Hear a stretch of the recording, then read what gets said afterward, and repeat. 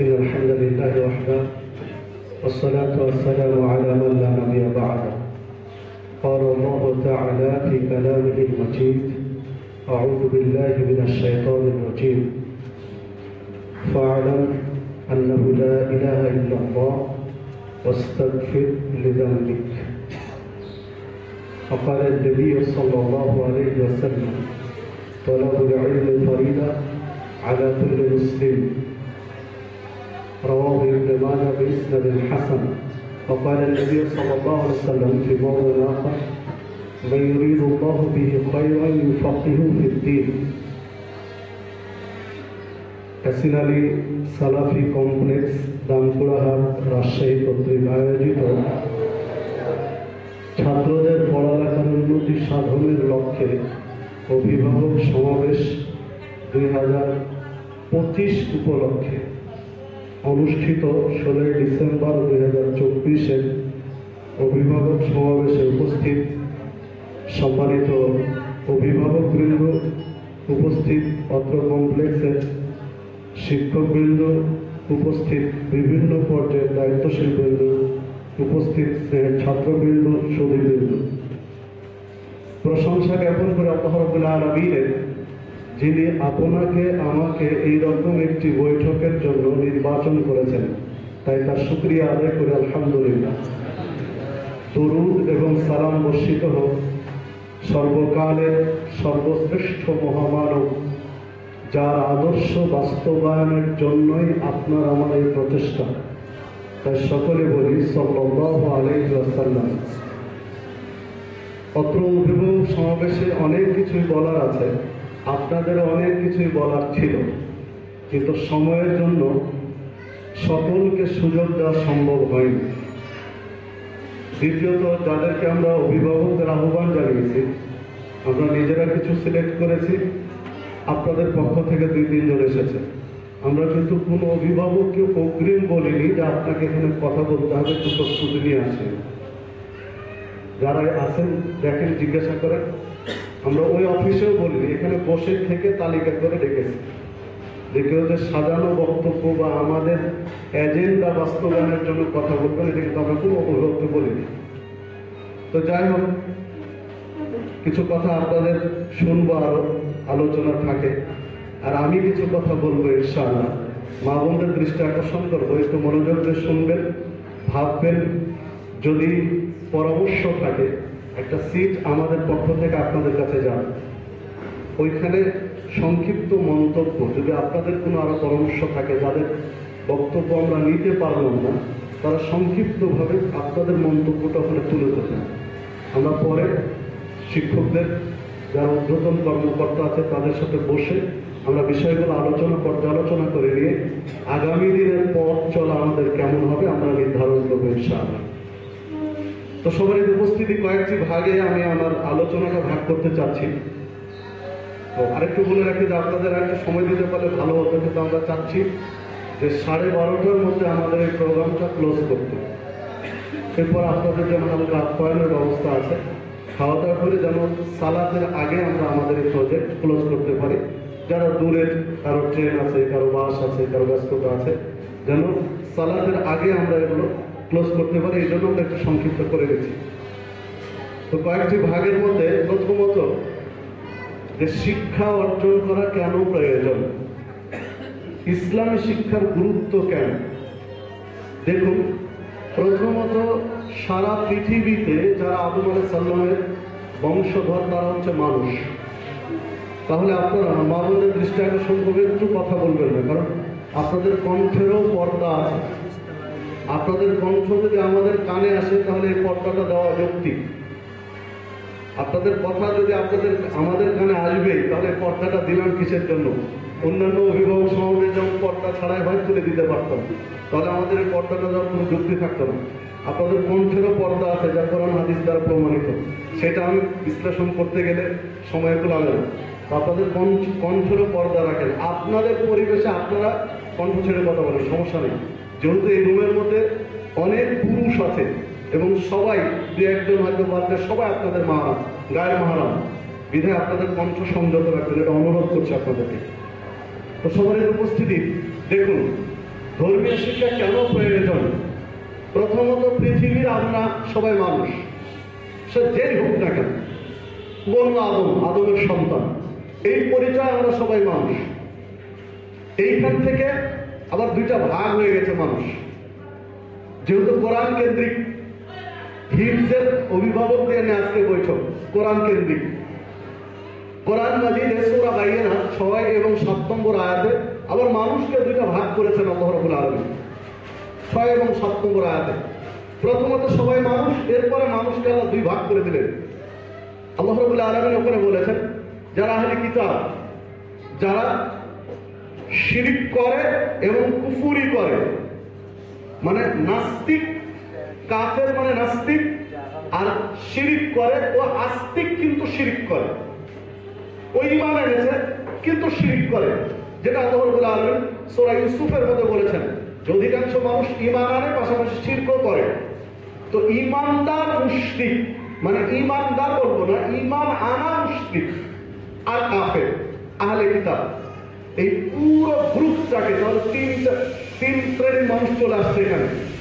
আহলে কিতাব মানে ইহুদি এবং খ্রিস্টান, তাদেরকে কিতাব দেওয়া হয়েছিল, তাহলে ইহুদি খ্রিস্টান একটা ইউনিটি। এরপরে যারা মুশরিক আর যারা কাফের, এই পুরো গ্রুপটাকে, পুরো ইউনিটিটাকে আল্লাহ রাব্বুল আলামিন বললেন উলাইকা হুম শাররুল বারিয়া, এরা হচ্ছে আমার সৃষ্টি জগতের মধ্যে নিকৃষ্ট সৃষ্টি। আল্লাহ কাদেরকে বলেছেন? মানুষকে। আল্লাহ রাব্বুল আলামিন মানুষকে কিন্তু এই কথা বলেছেন। ঠিক পরের আয়াতে 7 নম্বর আয়াতে আল্লাহ রাব্বুল আলামিন বলেছেন ইল্লাল্লাযীনা আমানু ওয়া আমিলুস সালিহাত, তবে যারা ঈমান এনেছে এবং আমলে সালেহ করে, ঈমানও এনেছে আর সঠিক আমল করে, উলাইকা হুম খায়রুল বারিয়া, এরাই আমার সৃষ্টিকুলের মধ্যে শ্রেষ্ঠ। আমরা বলি মানুষ আশরাফুল মাখলুকাত, ঠিক আছে, তবে গভীরভাবে যখন বিশ্লেষণ করব তখন ঢালাওভাবে মানুষকে আমরা আশরাফুল মাখলুকাত বলতে পারবো। সব মানুষ আশরাফুল মাখলুকাত নয়। মানুষ তো ফেরাউন তো মানুষ। মূসা আলাইহিস সালাম যখন দাওয়াত নিয়ে গেলেন, তখন ফেরাউন বলছে যে আনা রাব্বুকুমুল আ'লা। কোরআন মাজিদের আল্লাহ তুলে ধরেছেন পরবর্তী প্রজন্মকে জানানোর জন্য এই মেসেজগুলো, যে আনা রাব্বুকুমুল আ'লা। মূসা, তুমি কোন রবের দাওয়াত দাও? আরে আমি সবচেয়ে বড় রব, রাব্বুকুমুল আ'লা, মানে সবচেয়ে বড় রব। নাউযুবিল্লাহি মিন যালিক। তো ফেরাউনও তো মানুষ, নমরুদও মানুষ, আবু জাহালও মানুষ, আবু লাহাবও মানুষ। তাহলে ঢালাও ভাবে মানুষকে আশরাফুল মাখলুকাত বলতে পারি না। মানুষ আশরাফুল মাখলুকাত কারা? এই আয়াতের মধ্যে মানে একেবারে নিগুড় তত্ত্বটা দেওয়া আছে। দুইটা এখন যার মধ্যে আছে, একটা হচ্ছে ঈমান আর একটা হচ্ছে আমলে সালেহ। ঈমান, আমলে সালেহ, এই দুই গুণ বিশিষ্ট ব্যক্তিরাই সৃষ্টির শ্রেষ্ঠ, অন্যরা নয়। তাহলে এই দুই গুণ আপনার আমার মধ্যে আনতে হবে। মানুষ হিসাবে আপনার আমার জীবনটা যদি সার্থক করতে চান, সৃষ্টির লক্ষ্য এবং উদ্দেশ্য, ওমা খালাকতুল জিন্না ওয়াল ইনসা ইল্লা লিয়াবুদুন, আল্লাহ বলছেন আমি মানুষ এবং জিনকে সৃষ্টি করেছি কেবল আমার ইবাদত করার জন্য। চাকরি বাকরি করি, ব্যবসা বাণিজ্য করি, কৃষি ক্ষেত খামারে কাজ করি, ডেলিভারি করি, যাই করি না কেন, এটা আপনার আমার সেকেন্ড পার্ট, এটা আপনার আমার দ্বিতীয় প্রসঙ্গ। প্রথম প্রসঙ্গ হচ্ছে আল্লাহর ইবাদত করা। আল্লাহর ইবাদত করার উদ্দেশ্য যদি না হতো তাহলে আল্লাহ আপনাকে আমাকে দুনিয়ায় পাঠাতেন। আল্লাহ বলছেন আমি সৃষ্টি কেন করেছি, আমি কেন দুনিয়ায় পাঠিয়েছি? আমার ইবাদত করার জন্য। তাহলে দুনিয়ায় আসার সুযোগটুকু পেয়েছি তার ইবাদত করার জন্য। তো যে কারণে আপনাকে দুনিয়া আসতে পেরেছি সেটাই যদি না করি তাহলে তো সৃষ্টির লক্ষ্যই বৃথা হবে। সম্মানিত উপস্থিতি, তো এই যে সৃষ্টি করলেন ইবাদত করার জন্য, শর্ত দিলেন ইবাদতটা যেন সালেহ হয়, ঈমান আনে আর আমলে সালেহ করে, এরা সৃষ্টির শ্রেষ্ঠ। পাঠিয়েছেন কি? যে আপনাদের কাছে একটা সিট গেছে, একটু বলে দেয়, সিটে মা বোনদের দৃষ্টি আকর্ষণ করছে, আপনার খেয়াল রাখবেন অভিভাবকের নাম, আপনার নাম। যদি আপনি নাম লিখতে না চান, আপনার নিজের নাম লিখতে ইতস্তত বোধ করেন, তাহলে আপনার বাবা, বাচ্চার বাবা যে তার নাম দিতে পারেন, সমস্যা নেই। বাচ্চার বাবার নাম দিয়ে একটা ছোট্ট টিক দিয়ে দিবেন, তাহলে বুঝতে পারবো তার পক্ষ থেকে মেয়ে গার্জেন এসেছিলেন। আপনার বাচ্চার বাবার নাম দিয়ে একটা টিক দিয়ে দেবেন। আর শিক্ষার্থীর নাম এখানে আপনার বাচ্চার নাম দেবেন যে এখানে পড়াশোনা করছে। যদি কোনো গেস্ট এসে থাকেন যার বাচ্চা নেই, তিনি লিখে দিবেন যে মেহমান। জেলা, পাশে জেলার, আপনি কোন জেলা সেটা লিখবেন। আর মন্তব্যের ঘর আছে, এখানে আপনি সংক্ষিপ্ত আপনার মন্তব্য, কোনো পরামর্শ, কোনো সমস্যা, সমাধানের পথ। সমস্যা বললেও সমাধানের পথটা একটু ইঙ্গিত করলে ভালো হয়, যে এই সমস্যা আছে, এইভাবে সমাধান হতে হবে, একেবারে সংক্ষিপ্ত, সেটা আমরা আলোচনা করে বুঝে নেব ইনশাআল্লাহ। আর শেষে স্বাক্ষর। তাহলে অভিভাবকের নাম, শিক্ষার্থীর নাম, জেলা, মন্তব্য, স্বাক্ষর একটু পূরণ করবেন। জাযাকাল্লাহ খাইর। তো সম্মানিত দিনী ভাতৃমণ্ডলী, যে কথা বলছিলাম যে আপনি আমি মানুষ হিসাবে সার্থক, এইটা নিশ্চিত করতে হলে, এই জায়গাতে আপনাকে আমাকে দাঁড়াতে হলে আপনার আমার মধ্যে ঈমান এবং আমলে সালেহ আনতে হবে। ঈমানটা প্রথমত সহজ, ঈমান আনাটা একেবারে সহজ। কিভাবে? এখন কালেমায়ে শাহাদাত পড়লাম, আশহাদু আল্লা ইলাহা ইল্লাল্লাহু ওয়াহদাহু লা শারীকা লাহু ওয়া আশহাদু আন্না মুহাম্মাদান আবদুহু ওয়া রাসূলুহু। এরই সংক্ষিপ্ত রূপ হচ্ছে কালেমা তাইয়্যিবা লা ইলাহা ইল্লাল্লাহ। বললাম, ঈমান চলে এসেছে আপনার আমার মধ্যে ঈমান চলে এসেছে। কিন্তু আমলে সালেহ, এইটার জন্য আপনার আমার জ্ঞান দরকার। ঈমানটা দৃঢ় স্থায়ী করার জন্য জ্ঞান দরকার, আর আমলে সালেহের জন্য জ্ঞান দরকার। আল্লাহ রাব্বুল আলামিন বলেছেন, ফা'লাম আন্নাহু লা ইলাহা ইল্লাল্লাহ। তোমরা আগে জ্ঞান অর্জন করো যে আল্লাহ ব্যতীত হক কোনো মাবুদ নেই, মানে যেটা ঈমানের প্রসঙ্গ। ওয়াস্তাগফির লিযামবিক, অতঃপর পাপের জন্য ক্ষমা চাও। আগে জ্ঞান অর্জন করো আল্লাহ ব্যতীত হক কোনো মাবুদ নেই, মানে ঈমানটা সুদৃঢ় করো। এরপরে পাপের জন্য ক্ষমা চাও, মানে আমল করো। মানে জ্ঞান অর্জনের পরে আমল করার কথা বলছেন। ঠিক ইমাম বুখারী রাহমাতুল্লাহ আলাইহি তিনি সহিহুল বুখারীর মধ্যে একটা অধ্যায় রচনা করেছেন, আল ইলমু ক্বাবলাল কওলি ওয়াল আমাল। কোনো কথা বলা কিংবা কোনো আমল করার পূর্বে ইলম অর্জন করার গুরুত্ব তিনি একটা অধ্যায় রচনা করেছেন। মানে কোনো কথা বলতে হলে বা কোনো আমল করতে হলে তার আগে জরুরি হলো ঈমান, জরুরি হলো ইলম অর্জন করা। ওই বিষয়ে ঈমান আনা, ওই বিষয়ে ইলম অর্জন করা। সম্মানিত উপস্থিতি, ইলম দিয়েই মূলত গোটা বিশ্ব শাসন করা যায়। অর্থ দিয়ে, ক্ষমতা দিয়ে গোটা বিশ্ব শাসন শুধু করা যায় না। হ্যাঁ, অপেক্ষাকৃত অল্প শিক্ষিত মানুষ, ধনাঢ্য মানুষ নেতৃত্ব দেয়, কিন্তু দেশের যারা মূল পুরোধা তারা কিন্তু শিক্ষিত ব্যক্তি। একজন প্রধানমন্ত্রীর গাইডার কারা? সচিবরা। সচিবদের শিক্ষা দেখলে আপনি আশ্চর্য হবেন, কোন সচিব গ্রাজুয়েশন ছাড়া নেই। প্রত্যেকটা মন্ত্রীর একজন সচিব আছেন, যার দায়িত্ব যত বেশি তার সচিবের সংখ্যা তত বেশি। তো সচিব তাকে ডিরেকশন দেন, বক্তব্য লিখে দেন, তথ্য কালেক্ট করে দেন। উনি বাগড়ম মনে করেন কিসের উপর নির্ভর করে? সচিবের উপরে নির্ভর করে। তাহলে দেখুন, শাসন করছে ঠিক আছে, তুলনামূলক অশিক্ষিত ব্যক্তি শাসন করতে পারে, কিন্তু তার গাইড দিয়ে দিচ্ছে অশিক্ষিত ব্যক্তি। অনেক টাকা পয়সা আছে, অনেক দাপট আছে, ক্ষমতা, কিন্তু তাকে রাজশাহী ইউনিভার্সিটির ভিসি বানাতে পারবেন? জি না। উনি মন্ত্রী হতে পারেন, এমপি হতে পারেন, আর কিছু হতে পারে, কিন্তু ভিসি বানাতে হবে গিয়ে একজন উচ্চ শিক্ষিত ব্যক্তি, গ্রাজুয়েশন করা ব্যক্তিকে। একটা কলেজের প্রিন্সিপাল বানিয়ে দিতে পারবেন একজন ক্ষমতাধর কোনো ব্যক্তিকে? কোন একটা উচ্চ শিক্ষিত, তার একটা হাই স্কুলের, এভাবে একটা প্রাইমারির যদি প্রধান বলেন তাকেও শিক্ষিত হওয়া লাগে। তাহলে প্রকারান্ত শিক্ষার বিকল্প নেই। এটা আধুনিক বলেন, ইসলামী বলেন, যেদিকে বলেন, যেহেতু আপনি আমি মুসলিম, যে আপনার আমার এই ধর্মীয় শিক্ষাটা অবশ্যই, এই বেসটা মূল। করা ইসমে রব্বিকাল্লাযী খলাক, আল্লাহ বললেন পড়ুন আপনার প্রভুর নামে যিনি সৃষ্টি করেছেন। যেই পড়া দিয়ে প্রভুকে চেনা যায় ওই পড়া পড়তে বলেছেন। প্রভু আপনার কথা বলছেন, এটা কষ্ট দুঃখে। এই সিট কিন্তু ছেলেদের মধ্যে আছে, তাদের কিন্তু কথা আসছে না, কিন্তু আপনি কেন কথা বলছেন? কথা বললে একেবারে নীরবে, একেবারে স্বর হালকা করে কথা বলবেন, একটু সহযোগিতা করবেন, সহযোগিতা কামনা করছেন। সবার উপস্থিতি, তিনি ইলিমের বিকল্প নেই। তিনি ইলিম অর্জন করে বাংলা, ইংরেজি, অঙ্ক, গণিত, বিজ্ঞান যা প্রয়োজন শিখেন, তবে দিনটা প্রথমে রেখে। যেহেতু আপনার মুসলিম, আপনাকে আমাকে কবরে যেতে হবে।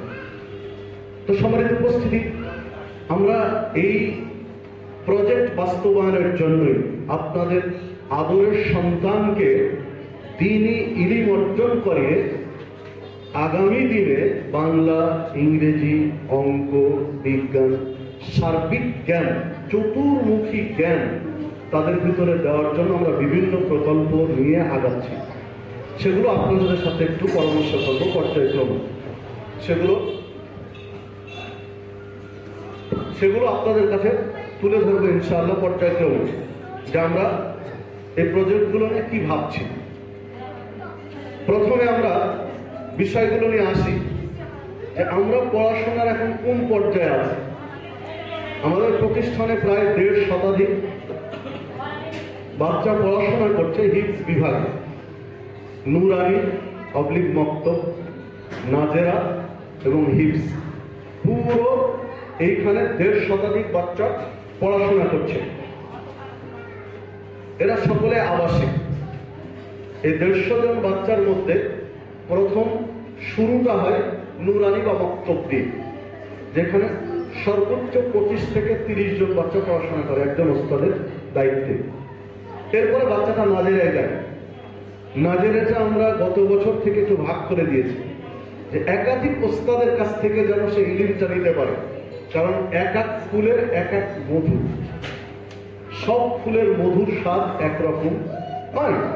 তা আমরাও চাইছি বাচ্চারা যেন একজনের কাছে নয়, একাধিক ওস্তাদের কাছ থেকে কোরআন মাজিদের ইলিমটা নিতে পারে। এই জন্য নাজেরাটা 2 ওস্তাদকে ভাগ করে দিয়েছি। নুরানি এক ওস্তাদের কাছে পড়বে। এরপরে নাজেরার প্রথম অংশ 8 পারা একজন ওস্তাদের কাছে পড়বে। পরের 22 পারা আর একজন ওস্তাদের কাছে পড়বে। তাহলে নুরানি, নাজেরা এইটা 2 জন 3 জন ওস্তাদের কাছে পড়বে, যেটা বাংলাদেশের অধিকাংশ প্রতিষ্ঠানে, হিফজ বিভাগের অধিকাংশ প্রতিষ্ঠানে পাবেন একজন অভিভাবক বাচ্চার একজন ওস্তাদের কাছে পড়াশোনা করে।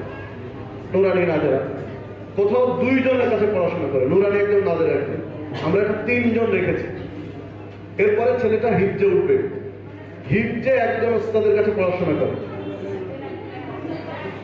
হিফজে একজন ওস্তাদের কাছে পড়াশোনা করে। একটা গ্রুপে আমরা 15 থেকে 17 জন বাচ্চা রাখি একটা গ্রুপে, একজন ওস্তাদের দায়িত্বে।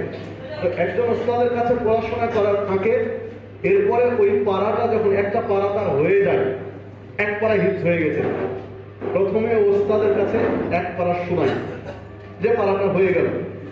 এই পাড়াটা আবার আরেকজন ওস্তাদ আছে, এক্সট্রা একজন ওস্তাদ আমাদের রাখা আছে, যার কোনো গ্রুপ নেই, ওকে কোনো ছাত্র দেওয়া নেই, ও পুরো হিফজখানাটা তদারকি তার দায়িত্বে আছে।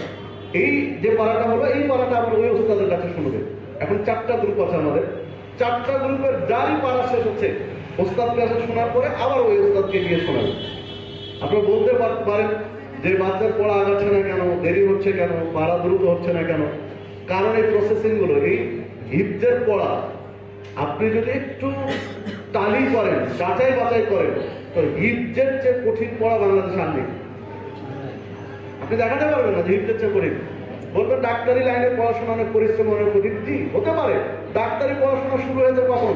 ইন্টারমিডিয়েটের পরে, যখন সে ম্যাচিউর, যে নিজের ভবিষ্যৎ জানে যে আমি 4-5 বছর পড়লে আমি এমবিবিএস ডাক্তার, 4-5 বছর পড়লে আমার মানে দুনিয়াবি সফলতা অনেক বেশি, দিন গেলে আমার একটা ইনকাম আছে।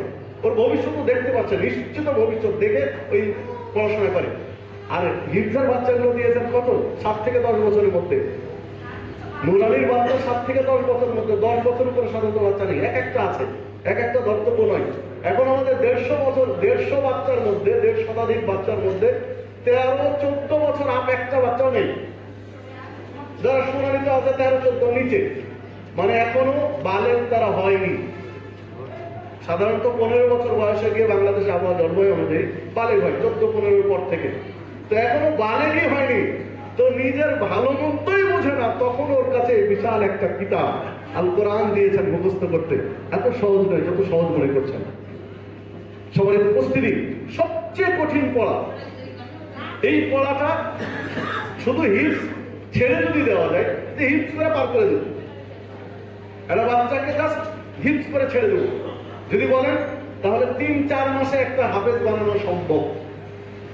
এখন একটা বাচ্চা গ্রুপে আছে 17 জন, যদি বলেন যে জাস্ট আমার ছেলেটাকে হাফেজ বানিয়ে ছেড়ে দেবে, একদিক থেকে মুখস্থ করবে শোনাবে, একদিক থেকে মুখস্থ করবে শোনাবে, ইয়াদ আছে না নেই দরকার নেই, তাহলে আপনি বসেন প্রত্যেকটা পৃষ্ঠা 30 পারায় ও মুখস্থ করে শোনায় দিবে। 4 মাস সময় নিব আপনার কাছে, 4 মাসের মধ্যে আপনার বাচ্চাকে হিপস করা দেবে। কিন্তু এই প্রশ্ন করতে পারবেন না যে ইয়াদ নাই কেন, ওই প্রশ্ন করলে আমরা আর পারবো জবাব দিতে পারবো না। তাহলে ওই প্রশ্ন যদি টিকতে চান, তাহলে আমাদের মতো করে আমাদেরকে করতে দিতে হবে, আমাদের মতো করে আগা দিতে হবে। যেমন একটা বাচ্চার কথা বলছি, আলহামদুলিল্লাহ বাচ্চাটা আমাদের গত জুলাইয়ের 7 তারিখে শুরু করেছে, এখন তার 20 পারার দিকে আছে আর কি, 6 মাস কিন্তু এখনো হয়নি। তো বাচ্চাটা 3 দিনে একবার হিপস করে। প্রথম দিন 6 পৃষ্ঠা, পরের প্রথম দিন 7 পৃষ্ঠা, দ্বিতীয় দিন 7 পৃষ্ঠা, 14 পৃষ্ঠা, পরের দিন 6 পৃষ্ঠা, মোট 20 পৃষ্ঠা এক পারা। 3 দিনও হিপস করে। আল্লাহ মেধা দিয়েছে আলহামদুলিল্লাহ। তো এই বাচ্চাটাকে যদি চাইতাম যে স্রেফ আমাদের প্রতিষ্ঠানের সফলতা দরকার, প্রতিষ্ঠানের কৃতিত্ব সুনাম দরকার, তাহলে বাচ্চাটাকে 3 মাসে আমরা হিপস করে ছেড়ে দিতে পারতাম। সমস্যা হতো কি, বাচ্চাটার ইয়াদ থাকতো না। মানে আমরা প্রত্যেকটা জায়গায় অভিজ্ঞতা নিয়ে গবেষণা করে এগিয়েছি। একটা বাচ্চা আমাদের 4 মাসে হিপস হাফেজ হয়ে গেছিল, ফলাফলটা আমরা দেখেছি ওই ইয়াদ ধরে রাখতে পারে, কোনোভাবেই ইয়াদ কন্ট্রোল করতে পারে, কোনোভাবে সম্ভব হয়নি, শুনানি দেওয়া হয়নি, ভয় পাচ্ছে। শেষ পর্যন্ত বাচ্চাটা চলে গেল, আমি হিপসে পড়বো, হাফেজ হওয়ার পরে হিপসখানে ছেড়ে দিই। তখন আমরা দেখেছি যে না, আমাদের এই জায়গায় মেহনত করতে হবে, অযথা একটা হাফেজ বানিয়ে ছেড়ে দেবো কিসের জন্য? আমার প্রতিষ্ঠানের সুনাম হবে, শুধু কৃতিত্ব দরকার নেই, ওর জীবনটা নষ্ট হয়ে যাবে। তখন আমরা এই সিস্টেমগুলো একটা পর একটা নিয়ে এসেছি, যে আমাদের শুধু কৃতিত্ব নয়, ছেলেটারও ভবিষ্যৎ যেন ঠিক থাকে। তো 3 দিনে হিপ শেষ করার পরে 4র্থ দিন এক পারা শেষ করার পরে 4র্থ দিন তার ওস্তাদকে শোনায়, 4র্থ দিন ওস্তাদকে এবার ওই পারাটা শোনায়, তাহলে 4 দিন লাগবে। 5ম দিনে গিয়ে আবার এক্সট্রা যে ওস্তাদ আছে তাকে ওই পারা শোনাবে। এইভাবে যেদিন 5 পারা হবে, সেদিন আবার 5 পারা এক বৈঠকে তাকে শোনাতে হবে। একবার বসে শেষ করে উঠতে হবে এক বৈঠকে 5 পারায়। যখন 10 পারা হবে তখন ওর পরে স্টপ। 10 পারা এক বৈঠকে, মানে একদিনে শুধু পেশাব পায়খানা খাওয়া ঘুম বাদ দিয়ে একদম একাধারে 10 পারা শোনাবে। তারপর ওকে 11 পারা আমরা ধরতে দিই। ঠিক 15 পারা হবে তখন আবার বৈঠক, মানে একটানা 15 পারা, মানে 5 পারা পর পর আমরা এটা স্টপটা দিই। 20 পারা হবে তখন আবার তাকে থামিয়ে দিই, 20 পারা একসাথে। এগুলো করার, এগুলো যে বলছি কেন করেছি, আমরা নিজেদের অভিজ্ঞতা এবং হিফজের উপরে যারা বাংলাদেশে এক্সপার্ট, শুধু আহলে হাদিসদের নয়, মাযহাবী ভাইদের মধ্যে যারা এক্সপার্ট, তাদেরকে আমরা প্রতিষ্ঠানে এনেছি, আমাদের বাচ্চাদেরকে দেখিয়েছি, তাদের প্রতিষ্ঠানে গিয়েছি, প্রতিষ্ঠানে আমরা ভিজিট করেছি, 3-4 জন গিয়ে বিভিন্ন বড় বড় প্রতিষ্ঠান দিয়ে আমরা এই সিস্টেমগুলো নিয়ে এসেছি ছাত্রদের কল্যাণের জন্য। তো এইভাবে আমরা পড়াশোনাগুলো এগিয়ে নিয়ে যাওয়ার চেষ্টা করি। ফল পেয়েছি আলহামদুলিল্লাহ, যে ইয়াদ মোটামুটি ভালো আছে। এখনো শতভাগ সফল হয়েছে এমনটা নয়, তবে এটা আমরা আমাদের চিন্তা, গবেষণা, ফিকির আমরা অব্যাহত রেখেছি, যেটা আরো ভালো করা যায় কি করে। এইটা করতে গিয়ে আমাদের সময় লাগে। যেমন এই রিসেন্ট কিছু প্রতিষ্ঠানের দায়িত্বশীল যারা রয়েছে, তারা আমার সাথে যোগাযোগ করে যে আপনাদের যে বাচ্চাগুলো হিপ শেষ করছে, এদের ইয়াদ কতটুকু আছে। আমরা আছে আলহামদুলিল্লাহ, খারাপ নেই, তবে শুনানি যদি দিতে পারি তাহলে ইয়াদ তুলে উঠে যাবে ইনশাআল্লাহ। আমাদের বাচ্চা তো ইয়াদ রাখতে পারতেছে না। তাহলে সময়টা কেন লাগছে, কারণটা হলো এখানে। উদাহরণ হিসেবে যদি পেশ করি, তাহলে 2021 সালে 2022 সালে সর্বপ্রথম আমরা এখানে একটা হিফজুল কোরআন প্রতিযোগিতার ব্যবস্থা করেছিলাম, জালসা কেন্দ্রিক 30 পারা গ্রুপ। মানে আমাদের অভিজ্ঞতা ছিল না, তখন প্রতিযোগিতার অভিজ্ঞতা আমাদের ছিল না, ওটা প্রথম প্রতিযোগিতা। এই জন্য আমরা বেশি আবেগে ছিলাম, তো একসাথে 30 পারা গ্রুপ দিলাম। 30 পারা দিয়ে রাজশাহীতে যতগুলো প্রতিষ্ঠান আছে, মানে যেগুলো নাম করা মাযহাবি লামাযহাবি, সব প্রতিষ্ঠানে আমরা পত্র দিয়েছি। এবং পত্র শুধু পাঠিয়ে দাও না, আমাদের সরাসরি টিচার পাঠিয়ে দাওয়াত দিয়েছি, কথা বলেছি ফোনে। তারপরে ফলাফলটা যেটা এসেছে যে যেসব আহলে হাদিস প্রতিষ্ঠান রয়েছে, কোন প্রতিষ্ঠান থেকে ছাত্র অংশগ্রহণ করা সাহস করেনি। আমাদের বাস্তব অভিজ্ঞতা বলছে, মাযহাবী প্রতিষ্ঠানগুলো থেকে কিছু ছাত্র এসেছিল, তবে সংখ্যা একেবারে কম। মানে যে সংখ্যা নিয়ে একটা প্রতিযোগিতার ব্যবস্থা, আমরা একটু লজ্জায় পড়ে গেছিলাম। কারণ যে 30 পারা গ্রুপ ইয়ার দিয়ে আছে, এই ধরনের নেই। হাফেজ আছে আলহামদুলিল্লাহ, যার সাথে 8 জন 10 জন 20 জন হাফেজের পাঠিয়ে দিচ্ছে, সমস্যা নেই।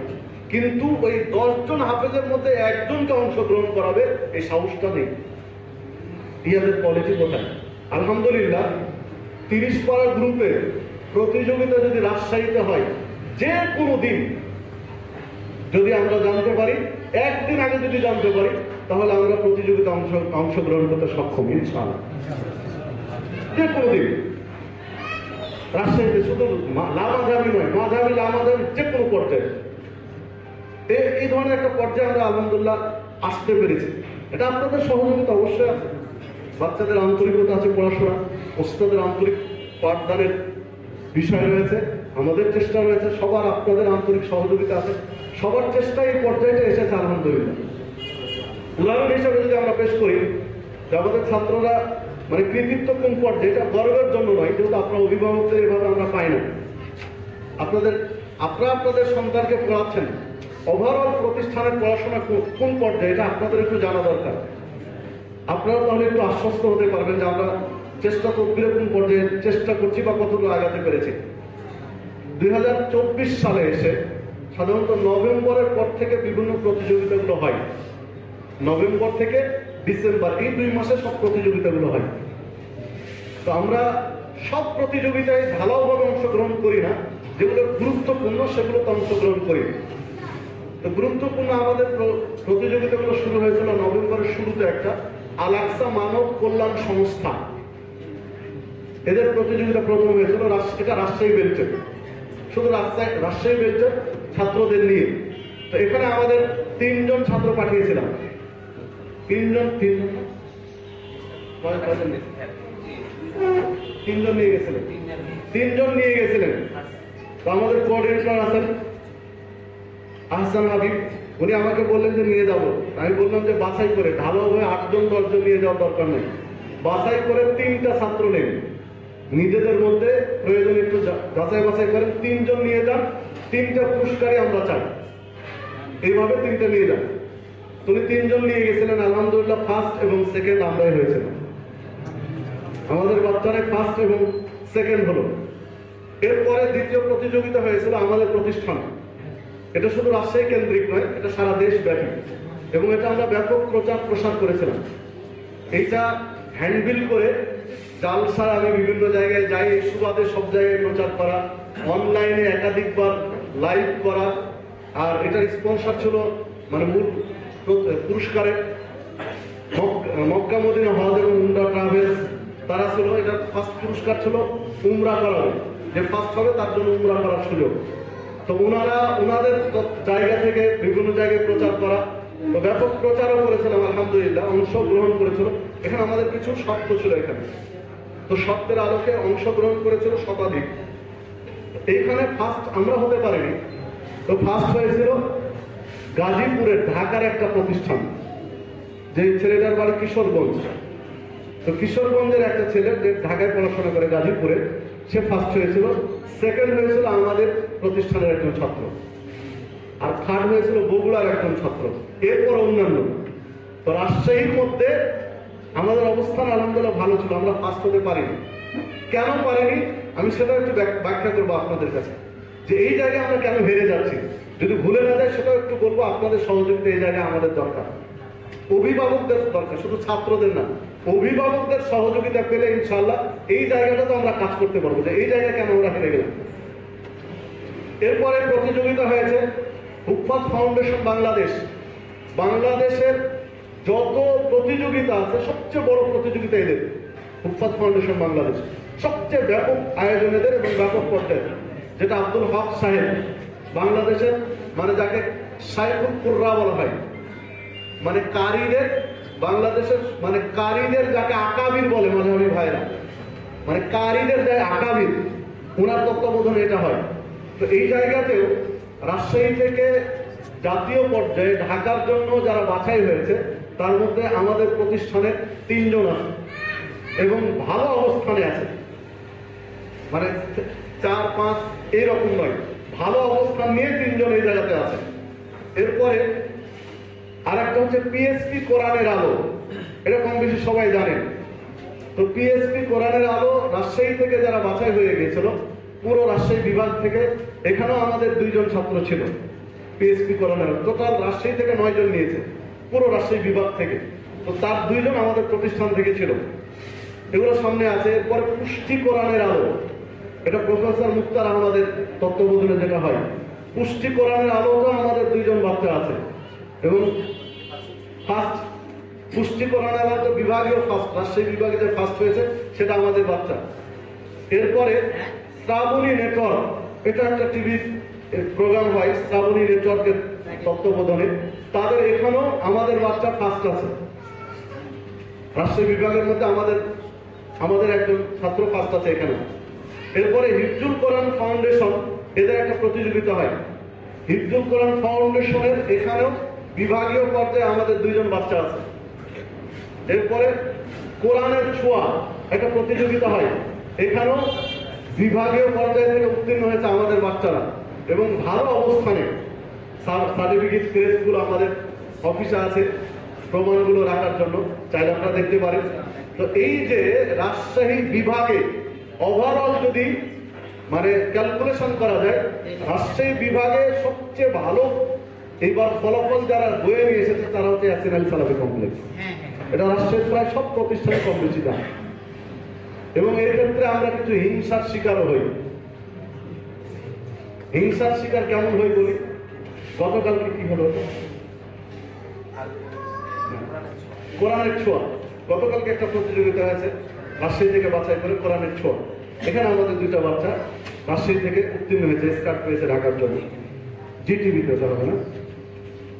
তো এই প্রোগ্রামে ওরা একটা সাউন্ড বক্স ব্যবহার করেছে, স্পিকার এবং মানে সাউন্ড বক্স এবং মাউথ স্পিকার।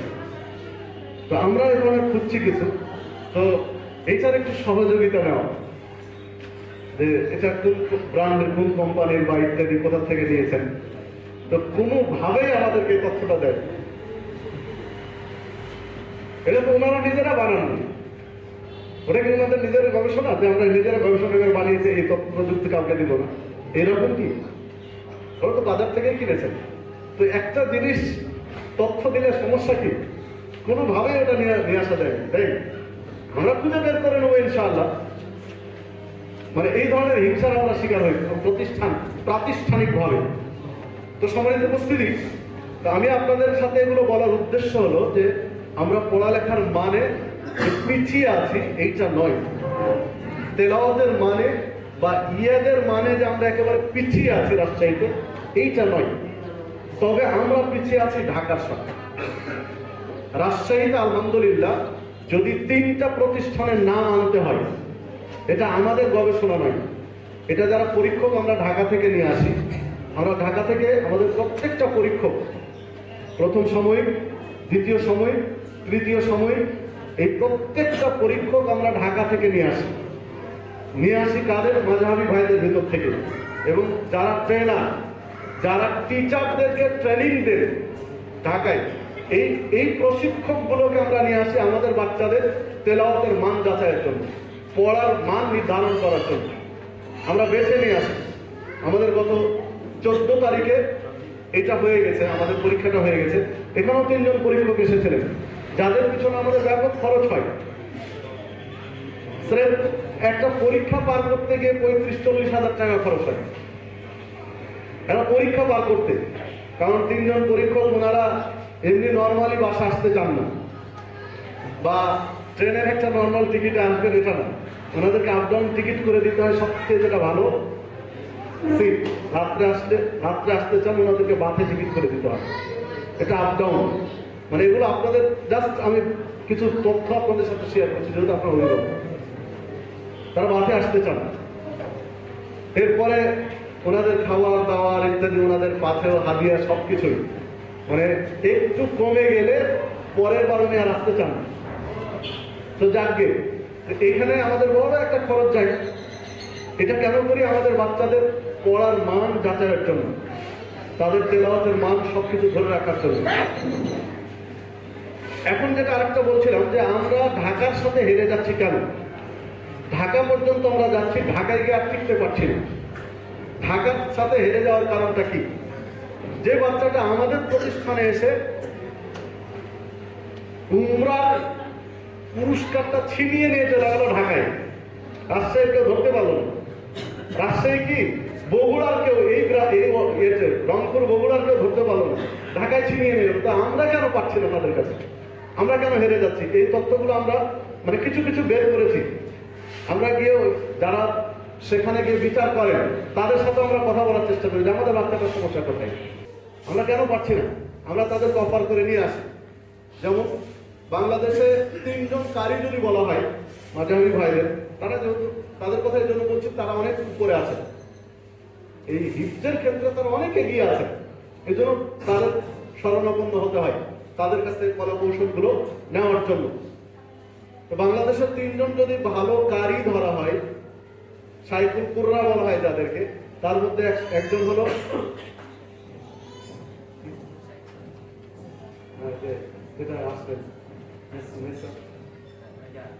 আনিসুর রহমান। উনি ঢাকায় মাঝারি ভাইদের একজন টিচার ট্রেনিং এসেছিলেন। তো এখানে উনি এসেছিলেন।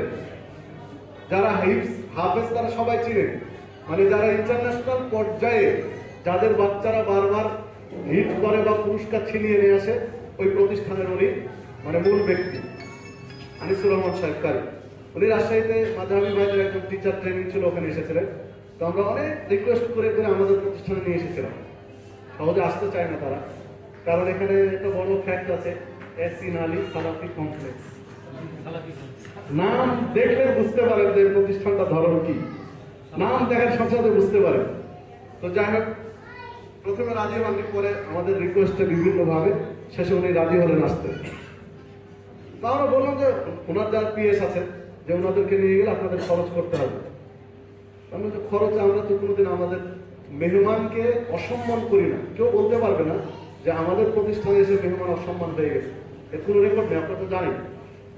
তার সম্মানে আমরা ত্রুটি করবো না, একটু পাঠার ব্যবস্থা করে। শেষ পর্যন্ত উনি এসেছিলেন আমাদের বাচ্চার সাথে, আলহামদুলিল্লাহ। সময় দেওয়ার কথা ছিল না, তারপরে 1 ঘন্টা উনি সময় দিয়েছিলেন বাচ্চাদের সাথে, মস্ক করিয়েছিলেন। বাচ্চাদের তেলাওয়াত শুনলেন, এরপরে উনি কিছু অক্ষর, কিছু তেলাওয়াত কঠিন জায়গাগুলো উনি মস্ক করালেন। উনি সেটা মন্তব্য করেছিলেন যে আমি বাংলাদেশে আহলে হাদিসের বহু প্রতিষ্ঠান ঘুরেছি, অনেক প্রতিষ্ঠান আমাকে নিয়ে গেছে, ঘুরেছি ঢাকায়, তবে এখানে এসে ব্যতিক্রম দেখলাম যে আপনাদের প্রতিষ্ঠানের মতো আহলে হাদিসের প্রতিষ্ঠান আমরা পাই। যে রাজশাহীতে হানাফি মাদ্রাসাগুলোর সাথে আপনাদের কোনো অংশের কমতি নেই। উনি মন্তব্য করে গেছিলেন, এবং ভবিষ্যতে দাওয়াত দিলে উনি আসবেন এই আশ্বাস উনি দিয়ে গেছেন, যদি দাওয়াত দেন আসবেন। তো আলহামদুলিল্লাহ, এটা ভালো দিক। তো এনাদের সাথে আমাদের সমস্যাগুলো আমরা শেয়ার করি, আমাদের সমস্যা, এখান থেকে ইমপ্রুভ হওয়ার, উন্নতি হওয়ার উপায় কি ইত্যাদি। তো যেটা উঠে এসেছে যে ছেলেটা ফার্স্ট হয়েছে আমাদের এই প্রতিযোগিতায়, ওই ছেলেটা 3 বছর ধরে শুনানি দিচ্ছে। আমাদের একটা বাচ্চা হিপস করতেছে 2 বছরে, তারপরে অভিভাবক দ্রুত আরেক জায়গায় ভর্তি করার জন্য তাড়াহুড়া করে দিচ্ছেন। কেউ শোনাবো না এখানে, আরেক জায়গায় শোনাবে। কেউ যে না, বাচ্চার বয়স হয়ে গেছে, দ্রুত অন্য জায়গায় ভর্তি করতে হবে, ক্লাসে ভর্তি করতে হবে। তাহলে আপনি যদি ঢাকার সাথে হিট করাতে চান হাসিন আলী সালাফি কমপ্লেক্সকে, তাহলে ওই সুযোগটা তো আমাদেরকে দিতে হবে। ওই বাচ্চাটা 3 বছর শুনানি দিচ্ছে হিটের পরে। আর যে ছেলেটা আমাদের সেকেন্ড হয়েছে, ও রানিং 17 পারা মুখস্থ চলছে, এখনো শুনানি নয়। 17 পারা মুখস্থ হয়েছে, ওকে 15 পারাতে লাগিয়ে দিয়েছে। 15 পারা গ্রুপ ছিল এটা। তো 3 বছর হিপ শেষ করার পরে 3 বছর শুনানি দিয়ে প্রতিযোগিতা করে। আর আমাদের এই বাচ্চা 17 পারার ও রানিং হিপ চলছে, ওকে 15 পারাতে লাগিয়ে দিয়েছে, দিয়ে সেকেন্ড হয়েছে। তাহলে আপনি কিভাবে ঠেকাবেন? তাহলে ঢাকার চেয়ে তো আমরা পিছিয়ে নেই। আমরা এই বাচ্চাগুলো, যেমন কথা বলছিলেন ভাই সিরাজুল ইসলাম, তার ছেলে আমানুল্লাহ। তো আমানুল্লাহ এবার আলহামদুলিল্লাহ পিএসপি কোরআনের আলো, পিএসপি কোরআনের আলোতে রাজশাহী থেকে বাছাই হয়েছে, স্কার্ট পেয়ে ঢাকার জন্য হয়েছে। তো ভালো, আলহামদুলিল্লাহ ভালো। তারপর আরেকজন আছে সিফাতুল্লাহ সানি, ও ঢাকাতে পিএসপি কোরআন আলোতে চান্স পেয়েছে। তো আমানুল্লাহর আব্বার সাথে কথা বলছেন, জাস্ট আমি শেয়ার করছি, কাউকে ছোট করার উদ্দেশ্য নাই, যে আপনার ছেলেটাকে আর একটা বছর দিন আমাদেরকে। শুনানি 6 মাস মতো হয়েছে, হিপ শেষ করার পরে কেবল 6 মাস মতো শুনানি হয়েছে, তাতেও এই ফলাফলগুলো নিয়ে আসতেছে। পিএসপি কোরআন আলো খুব জনপ্রিয় একটা প্রতিযোগিতার আয়োজন। তো 6 মাসের শুনানিতে এই পর্যায়ে যাচ্ছে। তো বললাম যে আর একটা বছর আমাকে দেন সময়, একটা বছর দেন, তারপর আপনার ছেলেটাকে আমি কোন জায়গায় নিয়ে যাচ্ছি আপনি দেখেন। সিফাতুল্লাহ সানি, ও শুনানি দিচ্ছে, 8-9 মাস হয়েছে শুনানি। ওর অভিভাবক উপস্থিত আছে কিনা আমি জানি না, সবার সাথে ওইভাবে কথা হয়নি। তো এই সিফাতুল্লাহ সানি, এটাকে আর একটা বছর দেন আমাদেরকে, দেখেন এদেরকে আমরা কোন পর্যায়ে নিয়ে যাচ্ছি। তাকরিম সালেহ আহমদ, তাকরিমের নাম আপনারা শুনেছেন, এবং তাকরিমকে আপনারা সবাই চিনেন। তাকরিম কিভাবে হয়েছে? আপনারা মনে করছেন হিপ শেষ করে তাকরিম হয়েছে? জি না, 4 বছর শুনানি দিয়েছে তাকরিম। 4 বছর, 4 বছর তাকরিম শুনানি দিয়ে ঢাকা বেল্টে ওকে 8 বার প্রতিযোগিতা করাইছে, তারপরে ইন্টারন্যাশনাল পর্যায়ে নিয়ে গেছে। তো এই বাচ্চাগুলো আমাদের 4 বছর নয়, 2 বছর 3 বছর দেন, দেখেন এদেরকে কোন পর্যায়ে নিয়ে যাচ্ছে। আমানুল্লাহ, কারো মুখের উপর আমানুল্লাহ আছে নাকি? নেই। আমানুল্লাহর বিষয়টা বলি, ওনার আব্বা আছেন। আমানুল্লাহ যদি ওকে আর একটা বছর পাওয়া যায়, ওকে যদি আধা ঘন্টা এখানে তেলাওয়াত করতে দেয়, আপনাদের সবার চোখের পানি ফেলে দেবে। যদি আন্তরিক ভাবে মনে করে যে আমি কোরআন মাজিদটা একেবারে আমার আয়ত্তে নিয়ে আসবে। আমি নিজে এর বাস্তবতা বলছি, যে চোখের পানি চলে আসবে তেলাওয়াত। যদিও একদম আন্তরিকতার সাথে মন খুলে তেলাওয়াত করে আধা ঘন্টা, চোখের পানি চলে আসবে আপনার। তো এদের ঘুরতে কিন্তু সময় লাগে। যদি ওই পর্যায়ে হিট করতে চায়, তাহলে এদের ঘুরতে সময় দিতে হবে। যারা হিট করেছে, যেমন এর আগে নাজমুস সাকিব আন্তর্জাতিক ভাবে ফার্স্ট হয়ে পুরস্কার এসেছে। নাজমুস সাকিব 4 বছর শুনানি দিয়েছে হিফজের পরে। ওই একদিনে নাজমুস সাকিব হয়নি, 4 বছর হিফজের পরে শুনানি দিয়েছে।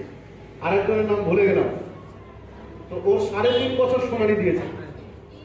3 বছর 4 বছর শুনানি, মানে হিফজ করার পরে পাঠ। এটা তো এইটা দিলে তো একটা ছাত্র এমনি করে যাবে, ও তো সূরা ফাতিহার মতো হয়ে যাবে।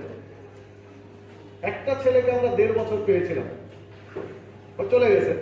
তো 1.5 বছর পরে আব্দুল্লাহ বিন মাহবুব, ছেলেটার নাম আব্দুল্লাহ। এর আমার আগে যিনি প্রতিষ্ঠান পরিচালনা করতেন মাহবুবুর রহমান, যিনি করোনায় মারা গেছেন, আল্লাহ তাকে জান্নাতবাসী করুন। তার স্বপ্ন ছিল ছেলেটা হাফেজ বানানো। তো ওর সঙ্গত কারণে, পারিবারিক কিছু সমস্যার কারণে 1 বছর সময় বেশি পেয়েছিলাম। 3-4 মাস শুনানি দেওয়ার পরে সঙ্গত কারণে আর 1 বছর শুনানি দিয়েছিল ওর অভিভাবক। তো যখন শেষ বিদায়ের সময়, ও নানু বলতো আমাকে, মানে ওটা আমার নাতি সম্পর্কে হয়। তো এসে নানু কোরআন মাজিদ দিয়ে বলছেন, নানু ধরেন, যদি ঠেকাতে পারেন তো আপনাকে পেট ভরে মিষ্টি খাওয়াবেন, যেখান থেকে আপনি খুশি। যদি আটকিয়ে দিতে পারেন তাহলে পেট ভরে মিষ্টি খাওয়াবেন। মাত্র 1 বছর 3 মাস শুনানি দেওয়ার ফলাফল, মানে সূরা, পুরো কোরআন মাজিদটা তার কাছে সূরা ফাতিহার মতো। যদি ওকে বলি, মানে তখনকার, এখন কেউ চলে গেছে অন্য প্রতিষ্ঠানে, এখন কি অবস্থা বলতে পারবো না, তখনকার ওকে যদি বলি যে ঠিক আছে সূরা মুলক শেষের দিক থেকে তুমি পড়ো, মানে শেষের আয়াত, তারপরের আয়াত, তার আগের আয়াত, তার আগের আয়াত, তার আগের আয়াত, এইভাবে পড়ো। ও শোনাতে সক্ষম। সামনের দিক থেকে তো সবাই পারবে সিরিয়ালি, ও শেষের দিক থেকে পারতে সক্ষম। এবং আমরা এগুলো ট্রাই করেছি।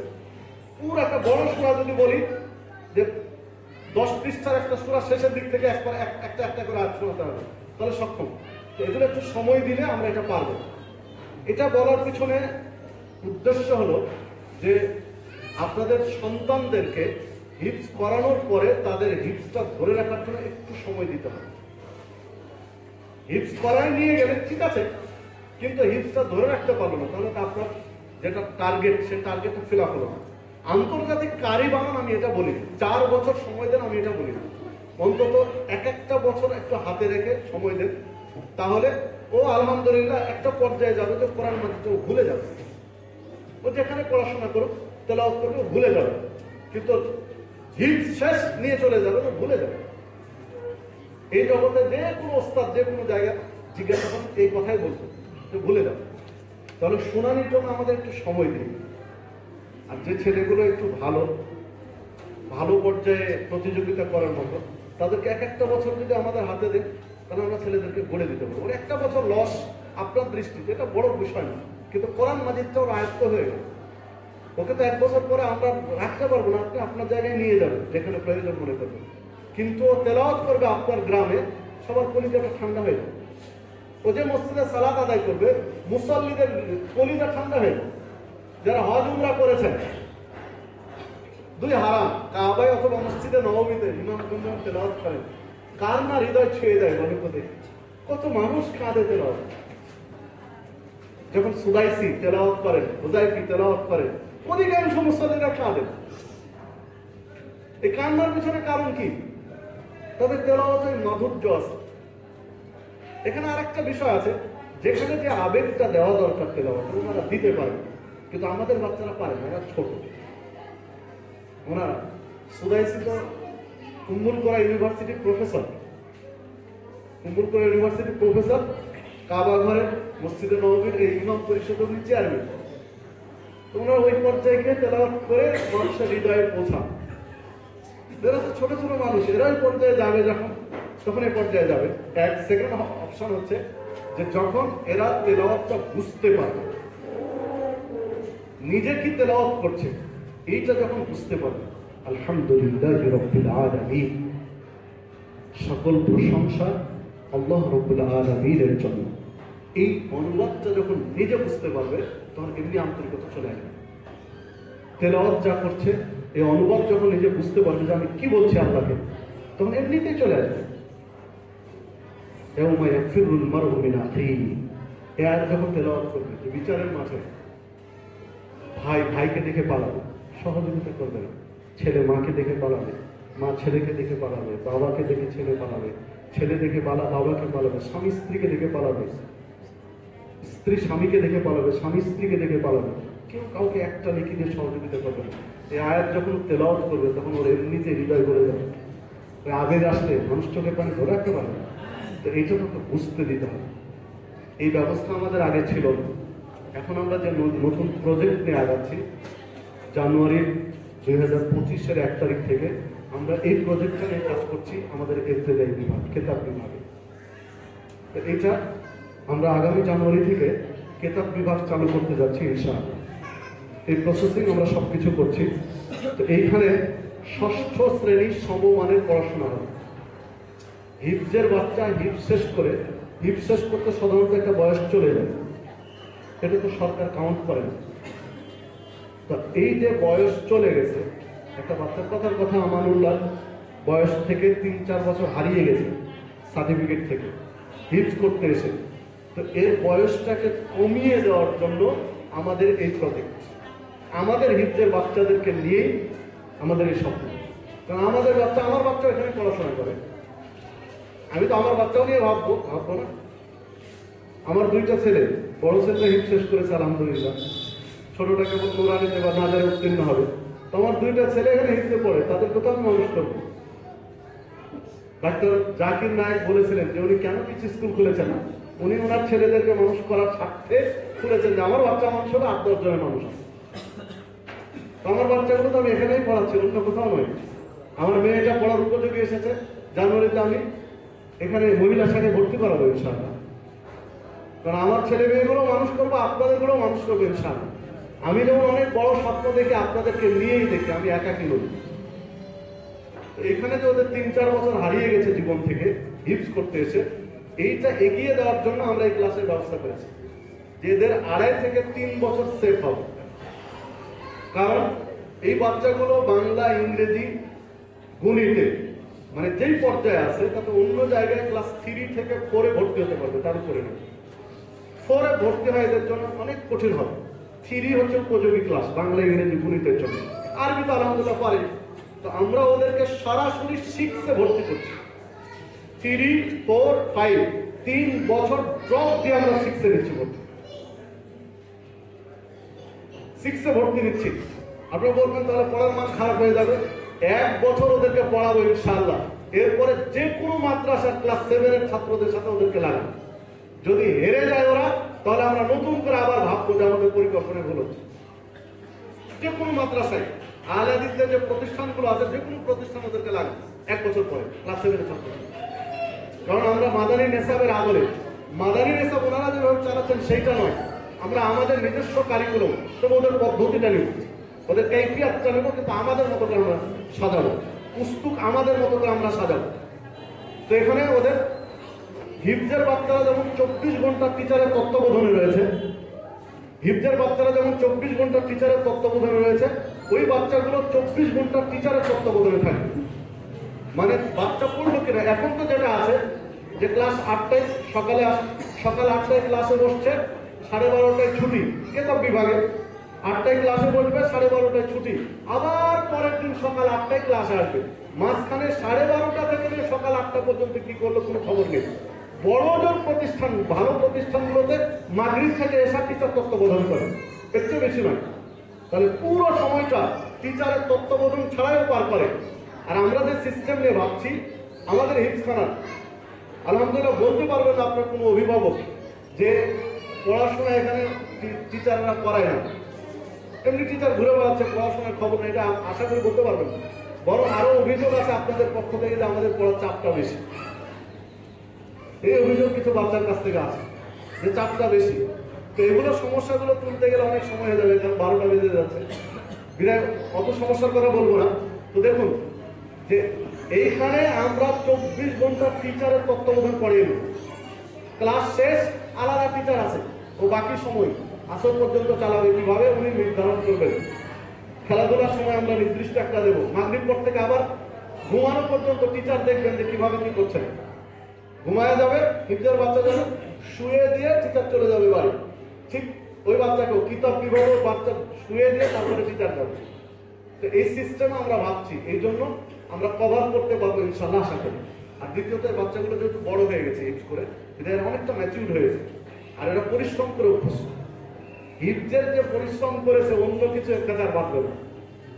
যে হিফজে পড়াশোনা করেছে, 30 পারা কোরআন যে মাথার মধ্যে নিয়েছে, ওর বাকি ওই যে একটা কিছু সূত্র, গণিতের কিছু সূত্র, ইংরেজির কিছু সূত্র, বা আরবি গ্রামারের কিছু গ্রামার, এগুলো তার কাছে কিছু বিষয় একেবারে সহজ, ওর মাথায় দিতে পারলো।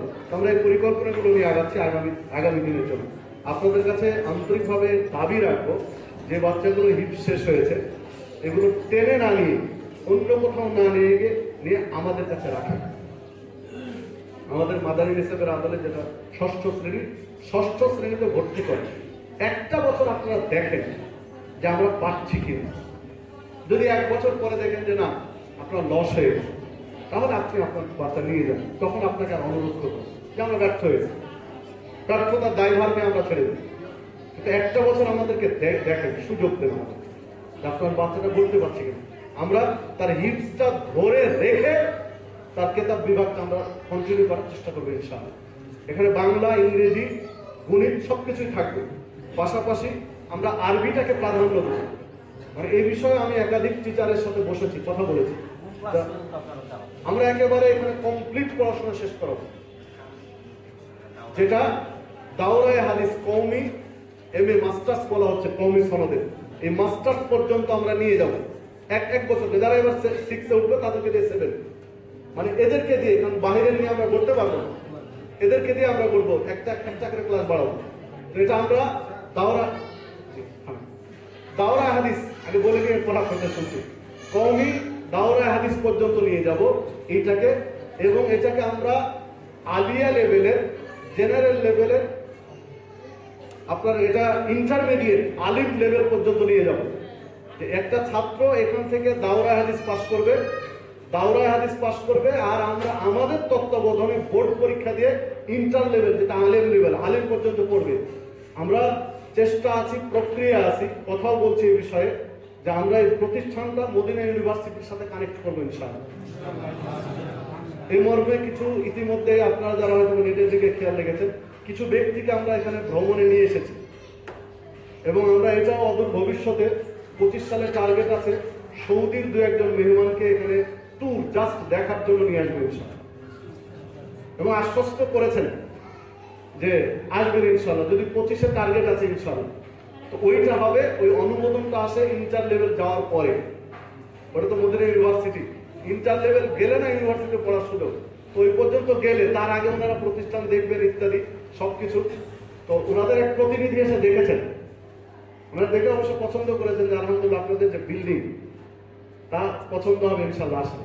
তো আমরা চেষ্টা করছি আমাদের জায়গা থেকে আমরা ওই পর্যন্ত নিয়ে যেতে, যে এখান থেকে আমরা দাওরা হাদিস কমপ্লিট করাবো, পাশাপাশি ইন্টারমিডিয়েট লেভেল আলিম লেভেলটা কমপ্লিট করাবো। এরপরে আল্লাহ যাদেরকে সুযোগ দিবেন তারা মদিনা ইউনিভার্সিটিতে পড়াশোনা করবে, যাদেরকে আল্লাহ সুযোগ দিবেন আল আজহার ইউনিভার্সিটি মিশরে পড়াশোনা করবে, যাদেরকে আল্লাহ সুযোগ দিবেন উম্মুল কোরআন ইউনিভার্সিটিতে পড়াশোনা করবে, দেশের বাইরে বিভিন্ন ইউনিভার্সিটি স্কলারশিপ নিয়ে এখান থেকে যাবে ইনশাআল্লাহ। আর যারা দেশের বাইরে সুযোগ পেল না, এরা রাজশাহী ইউনিভার্সিটি আছে, রাজশাহী কলেজ আছে, বা দেশের বিভিন্ন পাবলিক ইউনিভার্সিটি আছে, এগুলোতে পড়াশোনা করবে। আমরা যেহেতু বাংলা ইংরেজি গণিত সবকিছু পড়াবো ইনশাআল্লাহ, এবং হক আদায় করে। আর যেটা আমরা বলছিলাম যে এই 2 বছর আমরা মানে স্পেশাল কেয়ারিং এর মধ্যে রাখবো, 2 বছর, মূলত 2.5 বছর এদেরকে স্পেশাল কেয়ারিং এ রাখবো, একদম হিফজের মতো করে। মানে হিফজ ওটা আরেকটা হিফজখানা মনে হবে, কেতাব বিভাগের একটা হিফজখানা মনে হবে। এই 2.5 বছরে মূলত আমাদের এরা বেসটা করবো, আর কি গ্রামারের বেসটা করে নেবো, ভিত্তিটা ঠিক করে নেবো। বিল্ডিং এর ভিত্তি হয়ে গেছে নিচ থেকে, এখন করে ধীরে ধীরে উঠলে আর সমস্যা নেই, পড়বে না। কিন্তু ভিত্তি দুর্বল হলে বিল্ডিংটা পড়ে যেত। তো আমরা ভিত্তিটা করবো ওকে 2.5 বছরে। এই 2.5 বছরে আমরা এই হাফেজ ছাত্রদেরকে 2.5 বছর পরে কোরআন মাজিদ আপনি যে কোনো জায়গা থেকে তেলাওয়াত করবেন, অন্তত 80% অনুবাদ করে ইনশাআল্লাহ। ওইভাবে আমরা সাজাচ্ছি সিলেবাসটা, আমরা শিক্ষা কারিকুলামটা ওইভাবে সাজাচ্ছি। 100% অনুবাদ করতে ওই দাওরা পর্যন্ত যেতে হবে, কারণ 100% অত সহজ নয়। দাওরা পাস করার বহু ব্যক্তি পাবেন 100% অনুবাদ করতে পারবে না। তো 100% আমরা নিয়ে যাব ওই জায়গাতে, কিন্তু 70 থেকে 80%, 70 থেকে 80% অনুবাদ এই 2.5 বছর পরে একটা বাচ্চা তুলে দেবে ইনশাআল্লাহ। আমরা ওইভাবে কারিকুলামটা সাজাচ্ছি। তো এই সুযোগটা আপনারা আপনাদের বাচ্চাদের ক্ষেত্রে দিবেন, পরবর্তী যারা আছে তাদেরকে দিবেন। পাশাপাশি একটা ক্লাস চালাতে, সুন্দরভাবে চালাতে আমরা এটার ক্লাসের ছাত্রের ধারণ ক্ষমতা রেখেছি 30 জন। তো একটা 30 জন না হলে এখানে যেহেতু অর্থনৈতিক একটা বিষয় আছে, ফান্ডিং এর একটা বিষয় আছে, তারপর ক্লাসটা একটা সুন্দর, কারণ অল্প ছাত্র, ফার্স্ট সেকেন্ড থার্ড, একটা বাচ্চা ফার্স্ট, একটা সেকেন্ড, একটা থার্ড, ছাত্র কয়জন? তো 3 জন। তো 3 জনে ফার্স্ট সেকেন্ড থার্ড। আমি গতকালকের কথা বলি, গতকালকে একটা পুরস্কার বিতরণ অনুষ্ঠান ছিল, আলহামদুলিল্লাহ বিভিন্ন প্রতিষ্ঠান দাওয়াত দেয় আপনাদের সুবাদে। তো একটা প্রতিষ্ঠানের পুরস্কার বিতরণ অনুষ্ঠানে ছিলাম, একজন ফার্স্ট, একজন সেকেন্ড, একজন থার্ড। জিজ্ঞেস করলাম কয়জন ছাত্র? তো 3 জন। তো মজারই বিষয় তো বলে, কারণ পড়ো আর না পড়ো ফার্স্ট সেকেন্ড থার্ড তোমরাই। একটা ক্লাসে হিট করতে হলে অন্তত 25-30 জন ছাত্র লাগে, তার মেধা বাঁচতে হবে।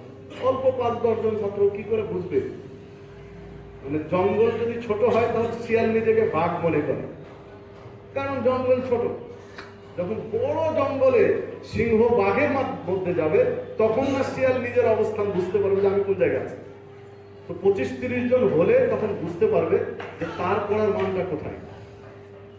সম্মানিত উপস্থিতি, তো এই জন্য আপনাদের যারা এই ক্লাসটাতে আমরা হিফজের বাচ্চাদেরকে বেশি প্রাধান্য দেব। আর হিফজ পাশাপাশি যারা একটু মাথায় বড় হয়েছে আরবি পড়তে যাবে, বাংলা ইংরেজি কোন পর্যায়ে ওটা আমাদের ধর্তব্য না, ওটা আমরা শিখাবো। আরবি পড়তে যাবে, কারণ আরবি পড়তে না জানলে ওটা আমরা কভার করতে পারবো না। ওকে একটা কয়টা কভার করবে? কারণ ওর তো মাথা তো লোড কয়টা নিবে, হ্যাং হয়ে যাবে মাথা। তো আরবি পড়তে জানে, বাংলা ইংরেজি যে পর্যায়ে হোক, মাথায় বড় হয়ে গেছে, বয়স বড় হয়ে গেছে, মানে পরিশ্রম করতে পারবে, এই বাচ্চাগুলো আমরা ভর্তি নেব। অন্যান্য প্রতিষ্ঠানে যারা পঞ্চম পর্যন্ত পড়েছে, চতুর্থ পঞ্চম বড় হয়েছে, এদেরকে আমরা ভর্তি নেব। প্রাধান্য দেবো হাফেজদেরকে, কারণ হাফেজদেরকে গড়া সহজ হবে, যেহেতু তারা পরিশ্রম করে অভ্যস্ত। তো এই বাচ্চাগুলো নিয়ে আমরা এই ক্লাসটা সাজাবো। তো আপনারা এই ক্ষেত্রে আমাদেরকে সহযোগিতা করবেন, কেউ পরামর্শ চাইলে দিয়ে 1 বছর দেখেন পারি কিনা, 1 বছর অন্তত আমাদের সুযোগ দেখ। দ্বিতীয়ত গেল যে ছাত্রদের পড়াশোনা অগ্রগতির বিষয়গুলো তো আমরা বললাম যে আমরা চেষ্টা করছি এইসব বিষয়ে। আমরা আগামী দিনে আরো ভালো কিছু একটা মানে করা যায় কিভাবে, আমরা এই পরিকল্পনাগুলো নিয়ে আঁকছি। আরো ভালো কিছু ওস্তাদ, যেমন আমরা একটা ওস্তাদের সাথে কথা বললাম। আমরা আলহামদুলিল্লাহ রাজশাহীতে যেসব প্রতিষ্ঠানগুলোয় টিচারদের বেতন দেওয়া হয়, আমরা আমাদের টিচারদের বেতন ভালো দিই, খারাপ দিই। আমরাই ফার্স্ট আছি এটা বলবো না, আমরা ভালো দিই। এবং আমাদের টিচার কোয়ালিটি আলহামদুলিল্লাহ ভালো, প্রত্যেকে প্রশিক্ষণ প্রাপ্ত। কোনো কোনো ওস্তাদ 3 বার 4 বার প্রশিক্ষণ দেওয়া। আমরা প্রতিষ্ঠানে আমাদের নিজেদের যখনই আমরা দেখি একটা ওস্তাদের ছাত্র দুর্বল, বারবার দুর্বল হয়ে যাচ্ছে পরীক্ষাতে গিয়ে, তখন আমরা সমস্যা মনে করি ওস্তাদকে আমরা নিজেদের তত্ত্বাবধানে ঢাকায় নিয়ে গিয়ে প্রশিক্ষণ দিয়ে নিয়ে আসি আমাদের খরচে। তো এগুলো আমরা চেষ্টা করছি। তো যারা সরাসরি ট্রেনার, টিচারদেরকে যারা প্রশিক্ষণ দিচ্ছেন, আমরা এই ধরনের একটা টিচার নিয়ে আসার চেষ্টা করছি। যারা ট্রেনার সরাসরি, তাদেরকে আমরা একটা নিয়ে আসবো আমাদের প্রতিষ্ঠানে বাচ্চাদেরকে মস্ক করানোর জন্য। যে বেতনটা চেয়েছে সেটা আশ্চর্যের মতো আর কি, তারপরে আমরা হাল ছাড়িনি, আমরা চেষ্টা করছি। মানে না, এটাও বলবো না, ওটা ওনারা পান, ওনারা তো ট্রেনার, প্রশিক্ষক। তো প্রশিক্ষক তো প্রশিক্ষকের মতোই দিবেন স্বাভাবিক। 3 জন টিচারের ভেতরে 1 জনকে দিতে হবে। তারপরে আমরা হাল ছাড়িনি, আমরা এই ধরনের হলো চেষ্টা করছি একটা ভালো মানের টিচার আনতে, যার যেন আমাদের এই বাচ্চাদের গ্যাপগুলো আরেকটু ইমপ্রুভ করা যায়। এগুলোর ক্ষেত্রে আপনাদের প্রেরণা দরকার, সাহস যোগানো দরকার আমাদেরকে, তাহলে আমরা ইনশাল্লাহ যেতে পারবো। ইনশাল্লাহ চেষ্টা করছি। এরপরে দেখুন আগামী দিনের ভাবনা তো বললাম যে আমরা কোন ভাবে এটাকে ভাবছি, কোন পর্যন্ত নিয়ে যেতে চাচ্ছি। এখানে আপনার বাচ্চা দিয়েছেন, নতুন করে টেনশন করতে হবে না যে আপনাদের বাচ্চাকে কোথায় পড়াবো, আমরা ওই জায়গায় নিয়ে যাবো। আমরাই বলবো যে আপনার বাচ্চা এখন কোথায় কোথায় যাওয়ার উপযোগী। ইনশাল্লাহ আমরা এই চেষ্টাগুলো করছি, আপনাদের সহযোগিতা কামনা করছি। এরপরে আগামী জানুয়ারি থেকে আমরা মহিলা শাখা চালু করছি। অভিভাবকদের, অনেক অভিভাবকের অভিযোগ আছে যে আপনার ছেলেদের এটা দিয়েছি, মেয়েদের তো আরেক জায়গায় দিতে হয়েছে, একবার এখানে দৌড়াচ্ছি আরেকবার ওখানে দৌড়াচ্ছি। তো এইটা মাথায় রেখে আমরা আগামী জানুয়ারি থেকে মেয়েদের হিফজখানা চালু করছি, আর মেয়েদের কিতাবখানা শিশু থেকে 3য় শ্রেণী পর্যন্ত চালু করছি। তবে এটা অনাবাসিক কিতাবখানাটা, এটা আবাসিক করবো ইনশাল্লাহ, একটু সময় নেব। 3য় শ্রেণী পর্যন্ত অনাবাসিক মেয়েদের কিতাবখানা, আর মেয়েদের হিফজখানা নুরানি নাজারা হিফজ 3টা একসাথে চালু করছি, এটা সরাসরি আবাসিক। আর ছেলেদের হিফজখানা তো আছে আলহামদুলিল্লাহ, শুনানি গ্রুপও আছে, যারা শোনাতে চাইবে এদের জন্য আলাদা গ্রুপের চিন্তা করছি। পাশাপাশি কিতাবখানা তো আমাদের শিশু থেকে নিয়ে 5ম পর্যন্ত আছে অনাবাসিক, এটা এবছরও আমরা অনাবাসিক রাখছি, কারণ আমাদের কাজ কমপ্লিট না হওয়ার কারণে পুরো আবাসিকে চিন্তা করতে পারিনি। তবে যে নতুন শাখা যেটা ভর্তি নিচ্ছি মুতাওয়াসসিতাউলা 6ষ্ঠ শ্রেণী মাদানী হিসাবে আদলে, এটা পুরো আবাসিক, কারণ আবাসিক না হলে এটা গড়া যাবে, এটা গড়তে হলে আবাসিক দরকার, এই জন্য এটা আবাসিকে চিন্তা করছি। আর পর্যায়ক্রমে আমরা এই ক্লাসটা বাড়াবো ইনশাআল্লাহ। এরপরে কিছু সমস্যা যদি বলেন, তাহলে সমস্যা মানুষ মাত্রই ভুল, কোনো মানুষ বলতে পারবে না যে আমি ভুলের ঊর্ধ্বে। কুল্লু বানি আদম খাত্তাউন ওয়া খায়রুল খাত্তাইন আত-তাওয়াবুন। প্রত্যেক মানুষ আদম সন্তান ভুলকারী, তবে শ্রেষ্ঠ ভুলকারী যে তওবা করে, ফিরে আসে। তো আমরাও মানুষ, আমাদেরও কিছু ভুল ত্রুটি আছে, বলবো না যে আমাদের ভুল ত্রুটি ঊর্ধ্বে। আমাদের ভুলগুলো শুধরানোর মতো করে আমাদের কানে দিবেন, এটা আশা করি।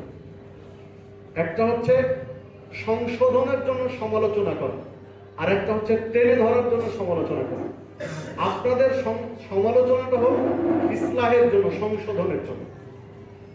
আপনাদের সাথে আমাদের কোনো দূরত্ব নেই, আপনাদের সাথে আমাদের কোনো শত্রুতা নেই। সমস্যা যেগুলো যদি বলি, তাহলে সমস্যার মধ্যে সমস্যা হতে পারে শাসনগত কিছু সমস্যা।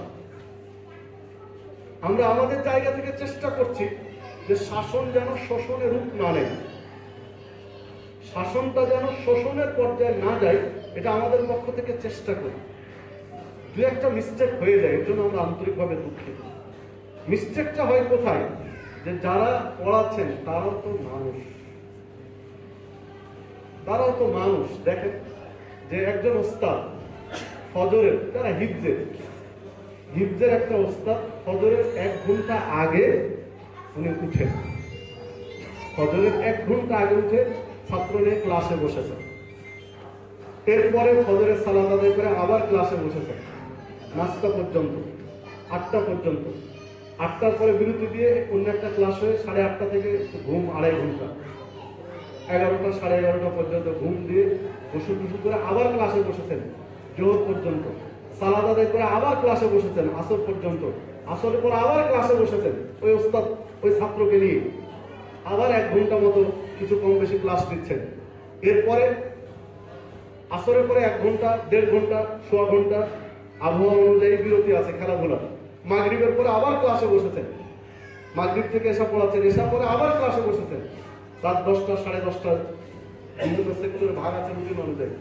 তো এই যে একটা টিচার 9 থেকে 10 ঘন্টা ওই ছাত্রটাকে পড়াচ্ছে ওই ওস্তাদ, তারপরেও যখন ছাত্রটা পড়া দিতে পারে না, হ্যাঁ ওস্তাদদেরকে নিয়ে মাঝে মাঝে মিটিং করি, বলা আছে যে ছাত্রটার মেধায় কুলায় না, ব্রেনে কুলায় না, তাকে অতিরিক্ত চাপ দেওয়া যাবে, ওর অনুযায়ী ওকে আগান। কিন্তু যে ছেলেটা মেধা আছে কিন্তু পড়া দিল না, তখন ওই টিচারটাতে একটা রাগ হওয়া স্বাভাবিক। আপনি হলে আপনি কি করতেন? আমি বাদ দিলাম ওস্তাদ, আপনি কি করতেন যে 9-10 ঘন্টা ওর পিছনে মেহনত করার পরে যে পড়াটা দিয়েছেন ওটা ও দিতে পারলো, অথচ মেধা গতদিন পড়া দিয়েছে 2 পৃষ্ঠা দিয়েছে, তার আগের দিন 2 পৃষ্ঠা দিয়েছে, ওভারঅল ও প্রত্যেক দিন 1.5 পৃষ্ঠা 2 পৃষ্ঠা 1 পৃষ্ঠা করে দিয়েছে। আর আজকে 2 দিন থেকে 3 দিন থেকে চেষ্টা করে ওর 2 পৃষ্ঠা আনতে পারছেন না, তখন কি করবেন? এই জাতীয় ক্ষেত্রে কখনো কখনো উনি মানুষ তো নিজের ব্যালেন্স হয়তো কমে যায়, 2-একটা দুর্ঘটনা ঘটে যায়। যখনই ঘটে, আমাদের পুরো প্রতিষ্ঠানে ক্যামেরা লাগানো আছে, এই প্রতিষ্ঠানে পুরো প্রতিষ্ঠান ক্যামেরা সব পয়েন্ট করা আছে। এখানে আসলে ইনশাল্লাহ সব জায়গায় ক্যামেরা এখানেও চলে আসবে, সব ক্যামেরা সেট আপ ওইভাবে দেওয়া আছে। তো তখনই আমরা ক্যামেরা চেক করি, প্রয়োজন ওস্তাদকে নিয়ে এসে দেখাই যে দেখেন আপনি কি করেছেন, আপনি যে কাজটা করেছেন কি করেছেন আপনি দেখেন, ক্যামেরায় বসিয়ে দেখেন। তখন ওস্তাদ নিজে থেকে অনেক সময় বলবেন ভুল হয়ে গেছে, ভুল হয়ে গেছে, আমি এটা বুঝতে পারি। তখন আর কি বলবেন ওস্তাদ? যখন ওস্তাদ নিজের ভুল স্বীকার, এটা আমরা ওস্তাদকে আলাদা নিয়ে বসি, তখন আর কিছু বলার থাকে। আর দেখেন যে মাঠটা হয়তো মায়ের একটা হয়েছে, 2-একটা দুর্ঘটনা ঘটে যায়, তো আপনার ছাত্রের প্রতি ওস্তাদের কোনো শত্রুতা আছে কি? যে শত্রুতা বা আপনার সাথে কোনো শত্রুতা আছে কি যে মেরে উনি শোধ দিবেন? এটা মানুষের যে একটা ভুল হয়ে গেছে, যে একটা দুর্ঘটনা ঘটে গেছে, এটা রাগের মাথায় নয়, ইসলাহের জন্য আমাদেরকে কানে দেন। আমরা ইনশাল্লাহ চেষ্টা করব, আমরা চেষ্টা করব। আমরা মাঝে মাঝে রাখতে ওস্তাদকে বলি যে রাখতে পারবেন টোটাল অফ। 3 মাসে ধরনের আমরা পরীক্ষা করে দেখেছি বিভিন্নভাবে, তখন পড়ালেখার মান কমে যায়। যখন ছাত্ররা আপনার চেয়ে বেশি চালায়, ওস্তাদকে ছাত্ররা চড়ায়। যারা মানে এসব সেক্টরে আছেন তারা ভালো বুঝতে পারবেন আবাসিক ছাত্র যে কত এক্সপার্ট। 15 জন 150 জন বাচ্চা, মানে এরা পরস্পর বুদ্ধি শেয়ার করে, এক একটা কথা শুনলে আপনি আশ্চর্য হয়ে যাবেন ছোট মানুষের বুদ্ধি থেকে আসবে। অনেক অভিভাবক কোনো সমস্যা হলে আগে আমাদেরকে জানান, আমাদের সাথে বসেন। হুট করে টিচারকে ফোন দিয়ে নাই অন্যায় করে বলে দিলেন, তখন আমরা সামাল দিতে পারি না ওস্তাদ। যেমন বলি, একটা ছেলে হঠাৎ করে পালিয়ে গেল, পালিয়ে গেল থেকে তালা খোলা। তালা খোলা কেন? তালা তো সব জায়গায় লাগানো আছে, তালা খুললো কিভাবে? পালিয়ে গেছে, পালিয়ে সোজা ঢাকায় চলে গেছে। ঢাকায় গিয়ে ঢাকায় তার মামারা চাচা থাকে, ফোন দিয়েই যা মন চাই তা বলেছে। ঠিক আছে, শুরু হয়েছে যে আপনারা মানুষ না জানোয়ার? ছেলেটাকে যে মেরেছেন প্রত্যেকটা দাগ বসে আছে, এটা কি ঠিক করেছেন? মানে যা মন চাই বলেছে। উস্তাদ বললেন যে আমি তো মারিনি, তারপর আমাকে এভাবে বললো কেন? মারেননি মানে? উনি তো ছবি দিচ্ছেন যে দাগ উঠে আছে। না স্যার আমি মারি, আমি ছেলেটাকে শাসন করি। তাহলে কি হলো? মুশকিল। তাহলে আগে খুঁজো পালালো কি করেছে। এটা ক্যামেরা চেক করা করছেন তো, ক্যামেরাগুলো চেক করি। তখন পালিয়েছে কিভাবে দেখলাম। এক সপ্তাহের মধ্যে ওই টিচারের পড়াটা তখন আমরা দেখি, যে জায়গায় পড়েছে, যে সময় পড়া নিয়েছে, এই সময় অবস্থা না মারের কোনো চিন্ময় নেই, মারেনি। তাহলে দাগটা কোথেকে আসে? তো দেখলাম যে ও পালিয়ে যাচ্ছে, তার আগের দিন পরের দিন 3 জন ছেলে একসাথে বসে পরামর্শ করছে। পালিয়ে যাওয়ার আগ পর্যন্ত 3 জনের সাথে একটা মানে সুসম্পর্ক মনে হচ্ছে, একসাথে চলাফেরা, একসাথে। ওই 2টা ছেলেকে নিয়ে বসে স্বীকার করে না কি হয়েছে, কিভাবে পালালো, কি ঘটেছে, স্বীকার করে না। তখন তো আমাদেরকে একটু ধমক দিতে হয়। কি করবেন এই জায়গায়? আপনি কি করবেন? আপনি হলে একটু শাসন করতে হয়, একটু ধমক দিতে হয়।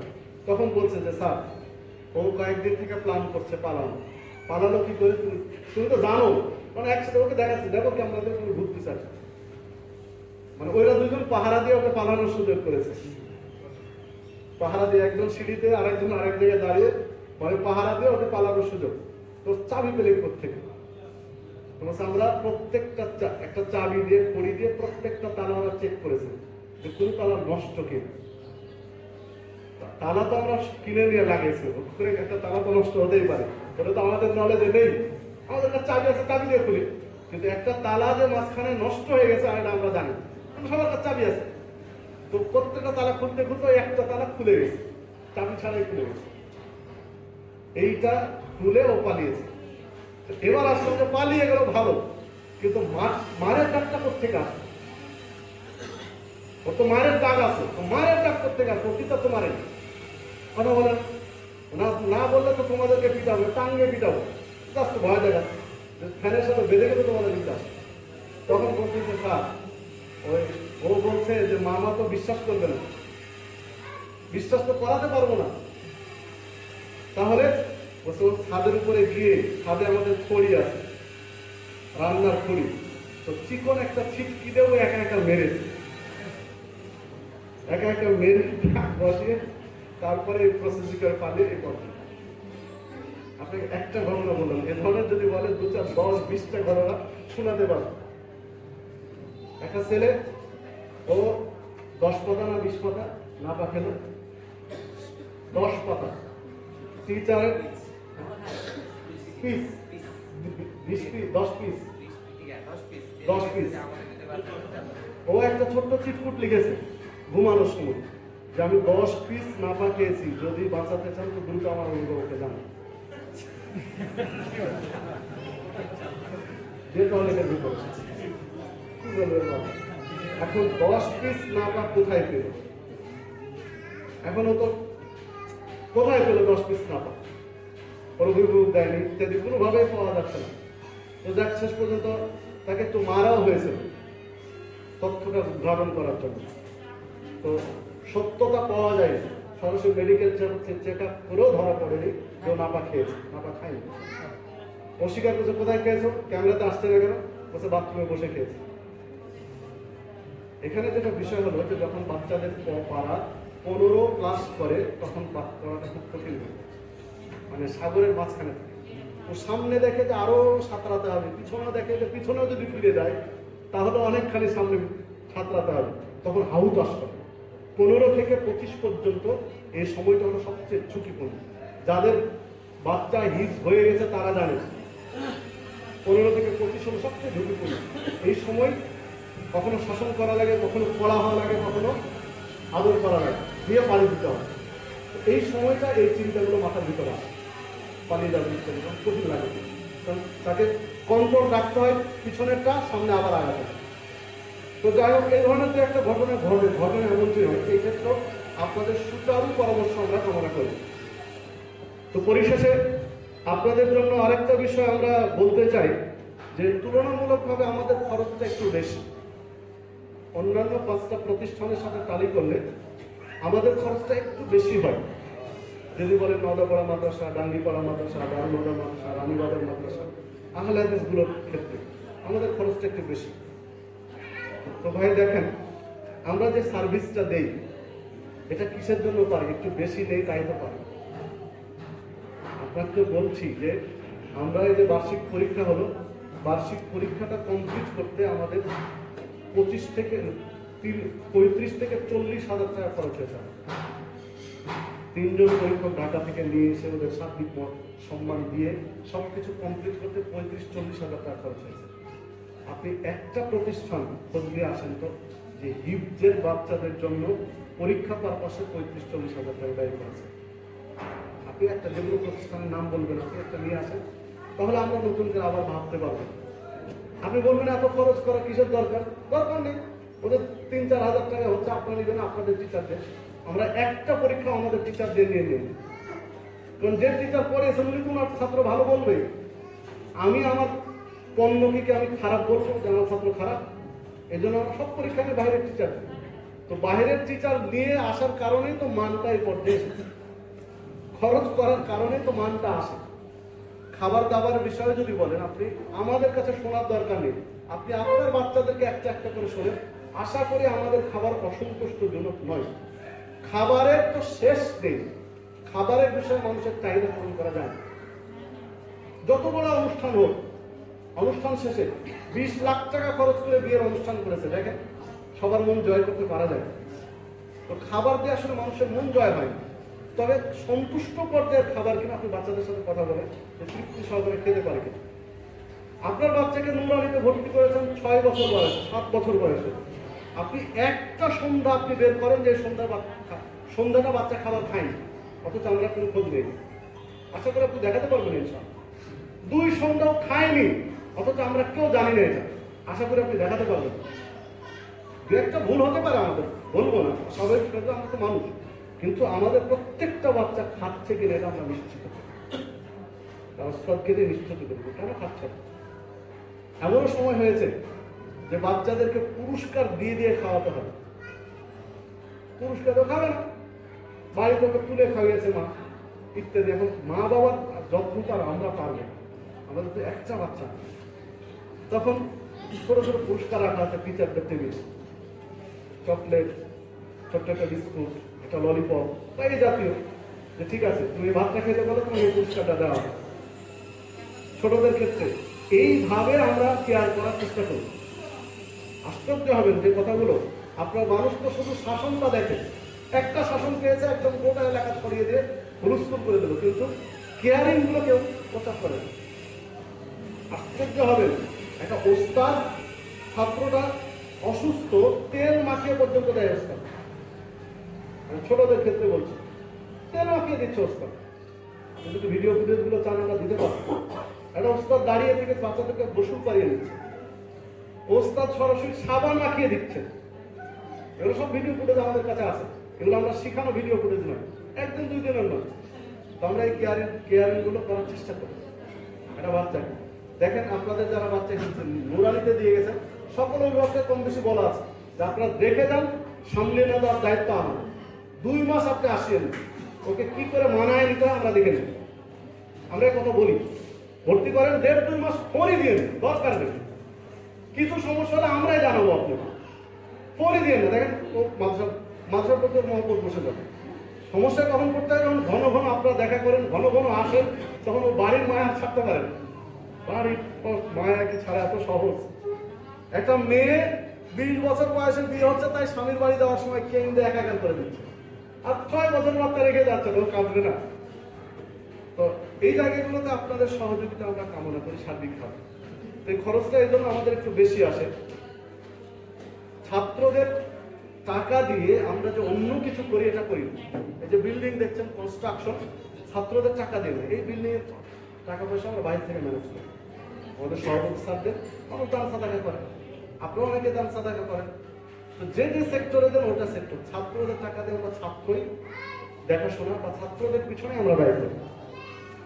যদিও কোনো কোনো সময় আমাদের নাগালের বাইরে চলে যায়, খরচ হিসাব করে দেখি যে ঘাটতিতে চলে এসেছে। কোনো মাসে কয়েক হাজার বেঁচেছে, কোনো মাসে দেখি ঘাটতি চলে গেছে।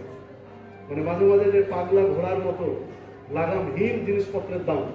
একটা মাদ্রাসায় আলু কমন একটা তরকারি, সেটা যদি 70-75 টাকা দিয়ে কিনতে হবে, তাহলে কিভাবে চলবে? আপনার সংসার চালান আপনারা জানেন। আজকে একটা পেঁয়াজ কিনে নিয়ে আসতে পরে দিন ওই রেট আর 1 কেজিতে পাওয়া যায় না, 5 টাকা বেশি কেজিতে। তো এই সমস্যাগুলো আমাদেরকে ভুগতে হয়। এই বছরে আমরা ছাত্রদের পারপাসে খরচ বাড়ানোর চিন্তা করিনি, তবে আরেক পারপাসে আমরা 500 টাকা করে প্রত্যেক ছাত্রের বাড়ানোর চিন্তা করেছি। সেটা হলো আমরা সবচেয়ে বড় সমস্যায় ভুগছি ছাত্রদের চর্মরোগ নিয়ে। আমরা কোনোভাবে চর্মরোগটা নির্মূল করতে পারছি না, কোনোভাবে আমরা এটা কন্ট্রোল করতে পারছি না। আমরা কোন পর্যন্ত হেঁটেছি যদি আপনাদের সাথে শেয়ার করি। আমাদের যিনি সভাপতি, উনি এমবিবিএস ডাক্তার এবং চর্মরোগ বিশেষজ্ঞ। বাংলাদেশের চর্মরোগের উপরে স্পেশালিস্ট যদি 5 জনের নাম নেন যারা এ বিষয়ে মানে এক্সপার্ট, তাহলে ডাক্তার মাহবুবুল ইনসানের নাম নিতে হবে। চর্মরোগের উপরে উনি প্রত্যেক বছর বহির্বিশ্বের 2-3টা রাষ্ট্রে যান প্রশিক্ষণ নিতে, প্রত্যেক বছর। 2024-এও গেছেন, দেশের বাইরে থেকে ওনার প্রশিক্ষণ নিয়ে আসেন। উনি যে আপডেট তথ্যগুলো নিয়ে আসেন চর্মরোগের উপরে, উনি নিজেই বললেন যে বাংলাদেশের চর্মরোগের এমবিবিএস ডাক্তার 50% জানেই না যে আপডেট এটা কোন পর্যায়ে গিয়েছে। দেশের বাইরে প্রশিক্ষণগুলো হয়। উনি নিজেই গত কয়েকদিন এসে উনি বললেন যে আমি লজ্জিত যে আমি চর্মরোগের স্পেশালিস্ট, অথচ আমার প্রতিষ্ঠানে চর্মরোগ দূর করতে পারছি না। তো উনি তো দেখেন নিয়মিত যখনই আসেন। ঢাকা মেডিকেল কলেজের যিনি চর্মরোগের প্রধান, বিভাগীয় প্রধান, আমরা তাকে নিয়ে এসেছিলাম এই 2024-এর জানুয়ারিতে। তিনিও দেখলেন। এরপরে আমাদের চর্মরোগের বাচ্চাদেরকে মাঝে মাঝে রাজশাহী মেডিকেলে নিয়ে যায়, রাজশাহী মেডিকেলে চর্মরোগ শেখাতে। তারপরে রাজশাহী বিভিন্ন ক্লিনিকে প্রাইভেটে নিয়ে গিয়ে চিকিৎসা করে। এরপরে ঢাকা যেটা সেনাবাহিনীর সিএমএইচে, ওইখানে আমাদের বাচ্চাদেরকে ট্রিটমেন্টের জন্য পাঠানো হয়েছে। সব দিয়ে আমরা ক্যালকুলেশন করি সমস্যাটা কোথায়। যেই জায়গাতে এসে দাঁড়িয়েছি যে এই চর্মরোগটা নির্মূল করতে 2টা উপায় তারা বলেছে। দেশের বাহিরে এই বিষয় নিয়ে আমাদের ডাক্তার ছাড়ো, দেশের বাহিরে ওনাদের সেমিনারে এই বিষয় নিয়ে কথা বলে দিয়ে যে সমাধানটা এসেছে যে 2টা প্রক্রিয়ায় এই চর্মরোগটা বেড়েছে করোনার পর থেকে। কেউ কেউ বলছেন করোনার ভ্যাকসিন জনিত একটা কোনো লিঙ্ক থাকতে পারে, আল্লাহ ভালো জানে। এরপর থেকে চর্মরোগটা বেড়েছে। তো 2টা সমাধানের পথ বের করেছেন ওনারা। এটা আলোচনা করে একটা পথ হলো যে 1 সপ্তাহ টানা 7 দিন ওই বাচ্চার প্রত্যেকটা কাপড় লন্ডি করতে হবে। লন্ডি ছাড়া কোনো কাপড় পরতে পারবে। কথার কথা, এই যে আমি জামাটা পরে আছি, এটা খুলে দিলে এটা লন্ডি করে তারপর আমি করতে পারবো। মানে খুলে লন্ডি করা লাগবে। যে গেঞ্জিটা পরে আছে খুলে লন্ডি করা লাগবে, যে মোজাটা পরে আছে খুলে দিয়ে আবার লন্ডি করা লাগবে। মানে আমার ব্যবহার্য প্রত্যেকটা কাপড় খুলে পরার আগে লন্ডি করতে হবে, ফুল হিটে লন্ডি করতে হবে, তাহলে এই জীবাণুটা মারা যাবে। এটা একটা পথ।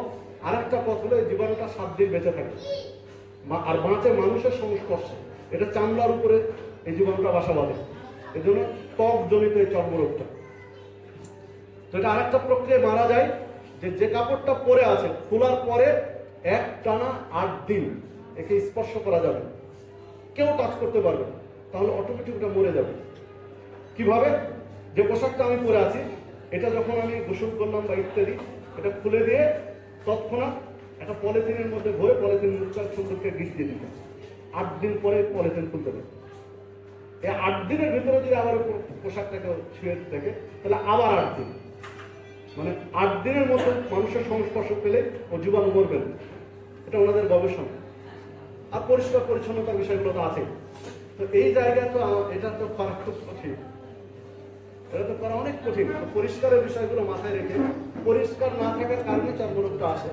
আমাদের ফ্লোর, প্রত্যেকটা ফ্লোর প্রত্যেক দিন স্যাভলনের পানি মিশিয়ে আমরা মুছি, ছুটি হয়ে যাবে সবগুলো আমরা স্প্রে করি, প্রত্যেকটা বাক্স স্প্রে করি জীবাণুনাশক দিয়ে। তো এইগুলো বিষয় করার পরেও এটা আমরা নির্মূল করতে পারছি না। এই জন্য আমরা সিদ্ধান্ত নিয়েছি, যদিও আপনাদের জন্য কষ্ট হবে, তারপরে আপনাদের বাচ্চার সুবিধার্থে আপনাদের কষ্টটা মেনে নিতে হবে। বাচ্চাই তো মানুষ করবেন, কি করবেন টাকা পয়সা যদি মানুষ না রাখে। তো এই জন্য আমরা 500 টাকা করে বাড়িয়ে 4,500 ছিল, এটা আমরা 5,000 করার চিন্তা করেছি আগামী জানুয়ারির 1 তারিখ থেকে। এই ক্ষেত্রে 500 টাকা আমরা নিব অন্য একটা ফান্ডে বলতে ধোলাই এবং লন্ড্রি ফান্ডে।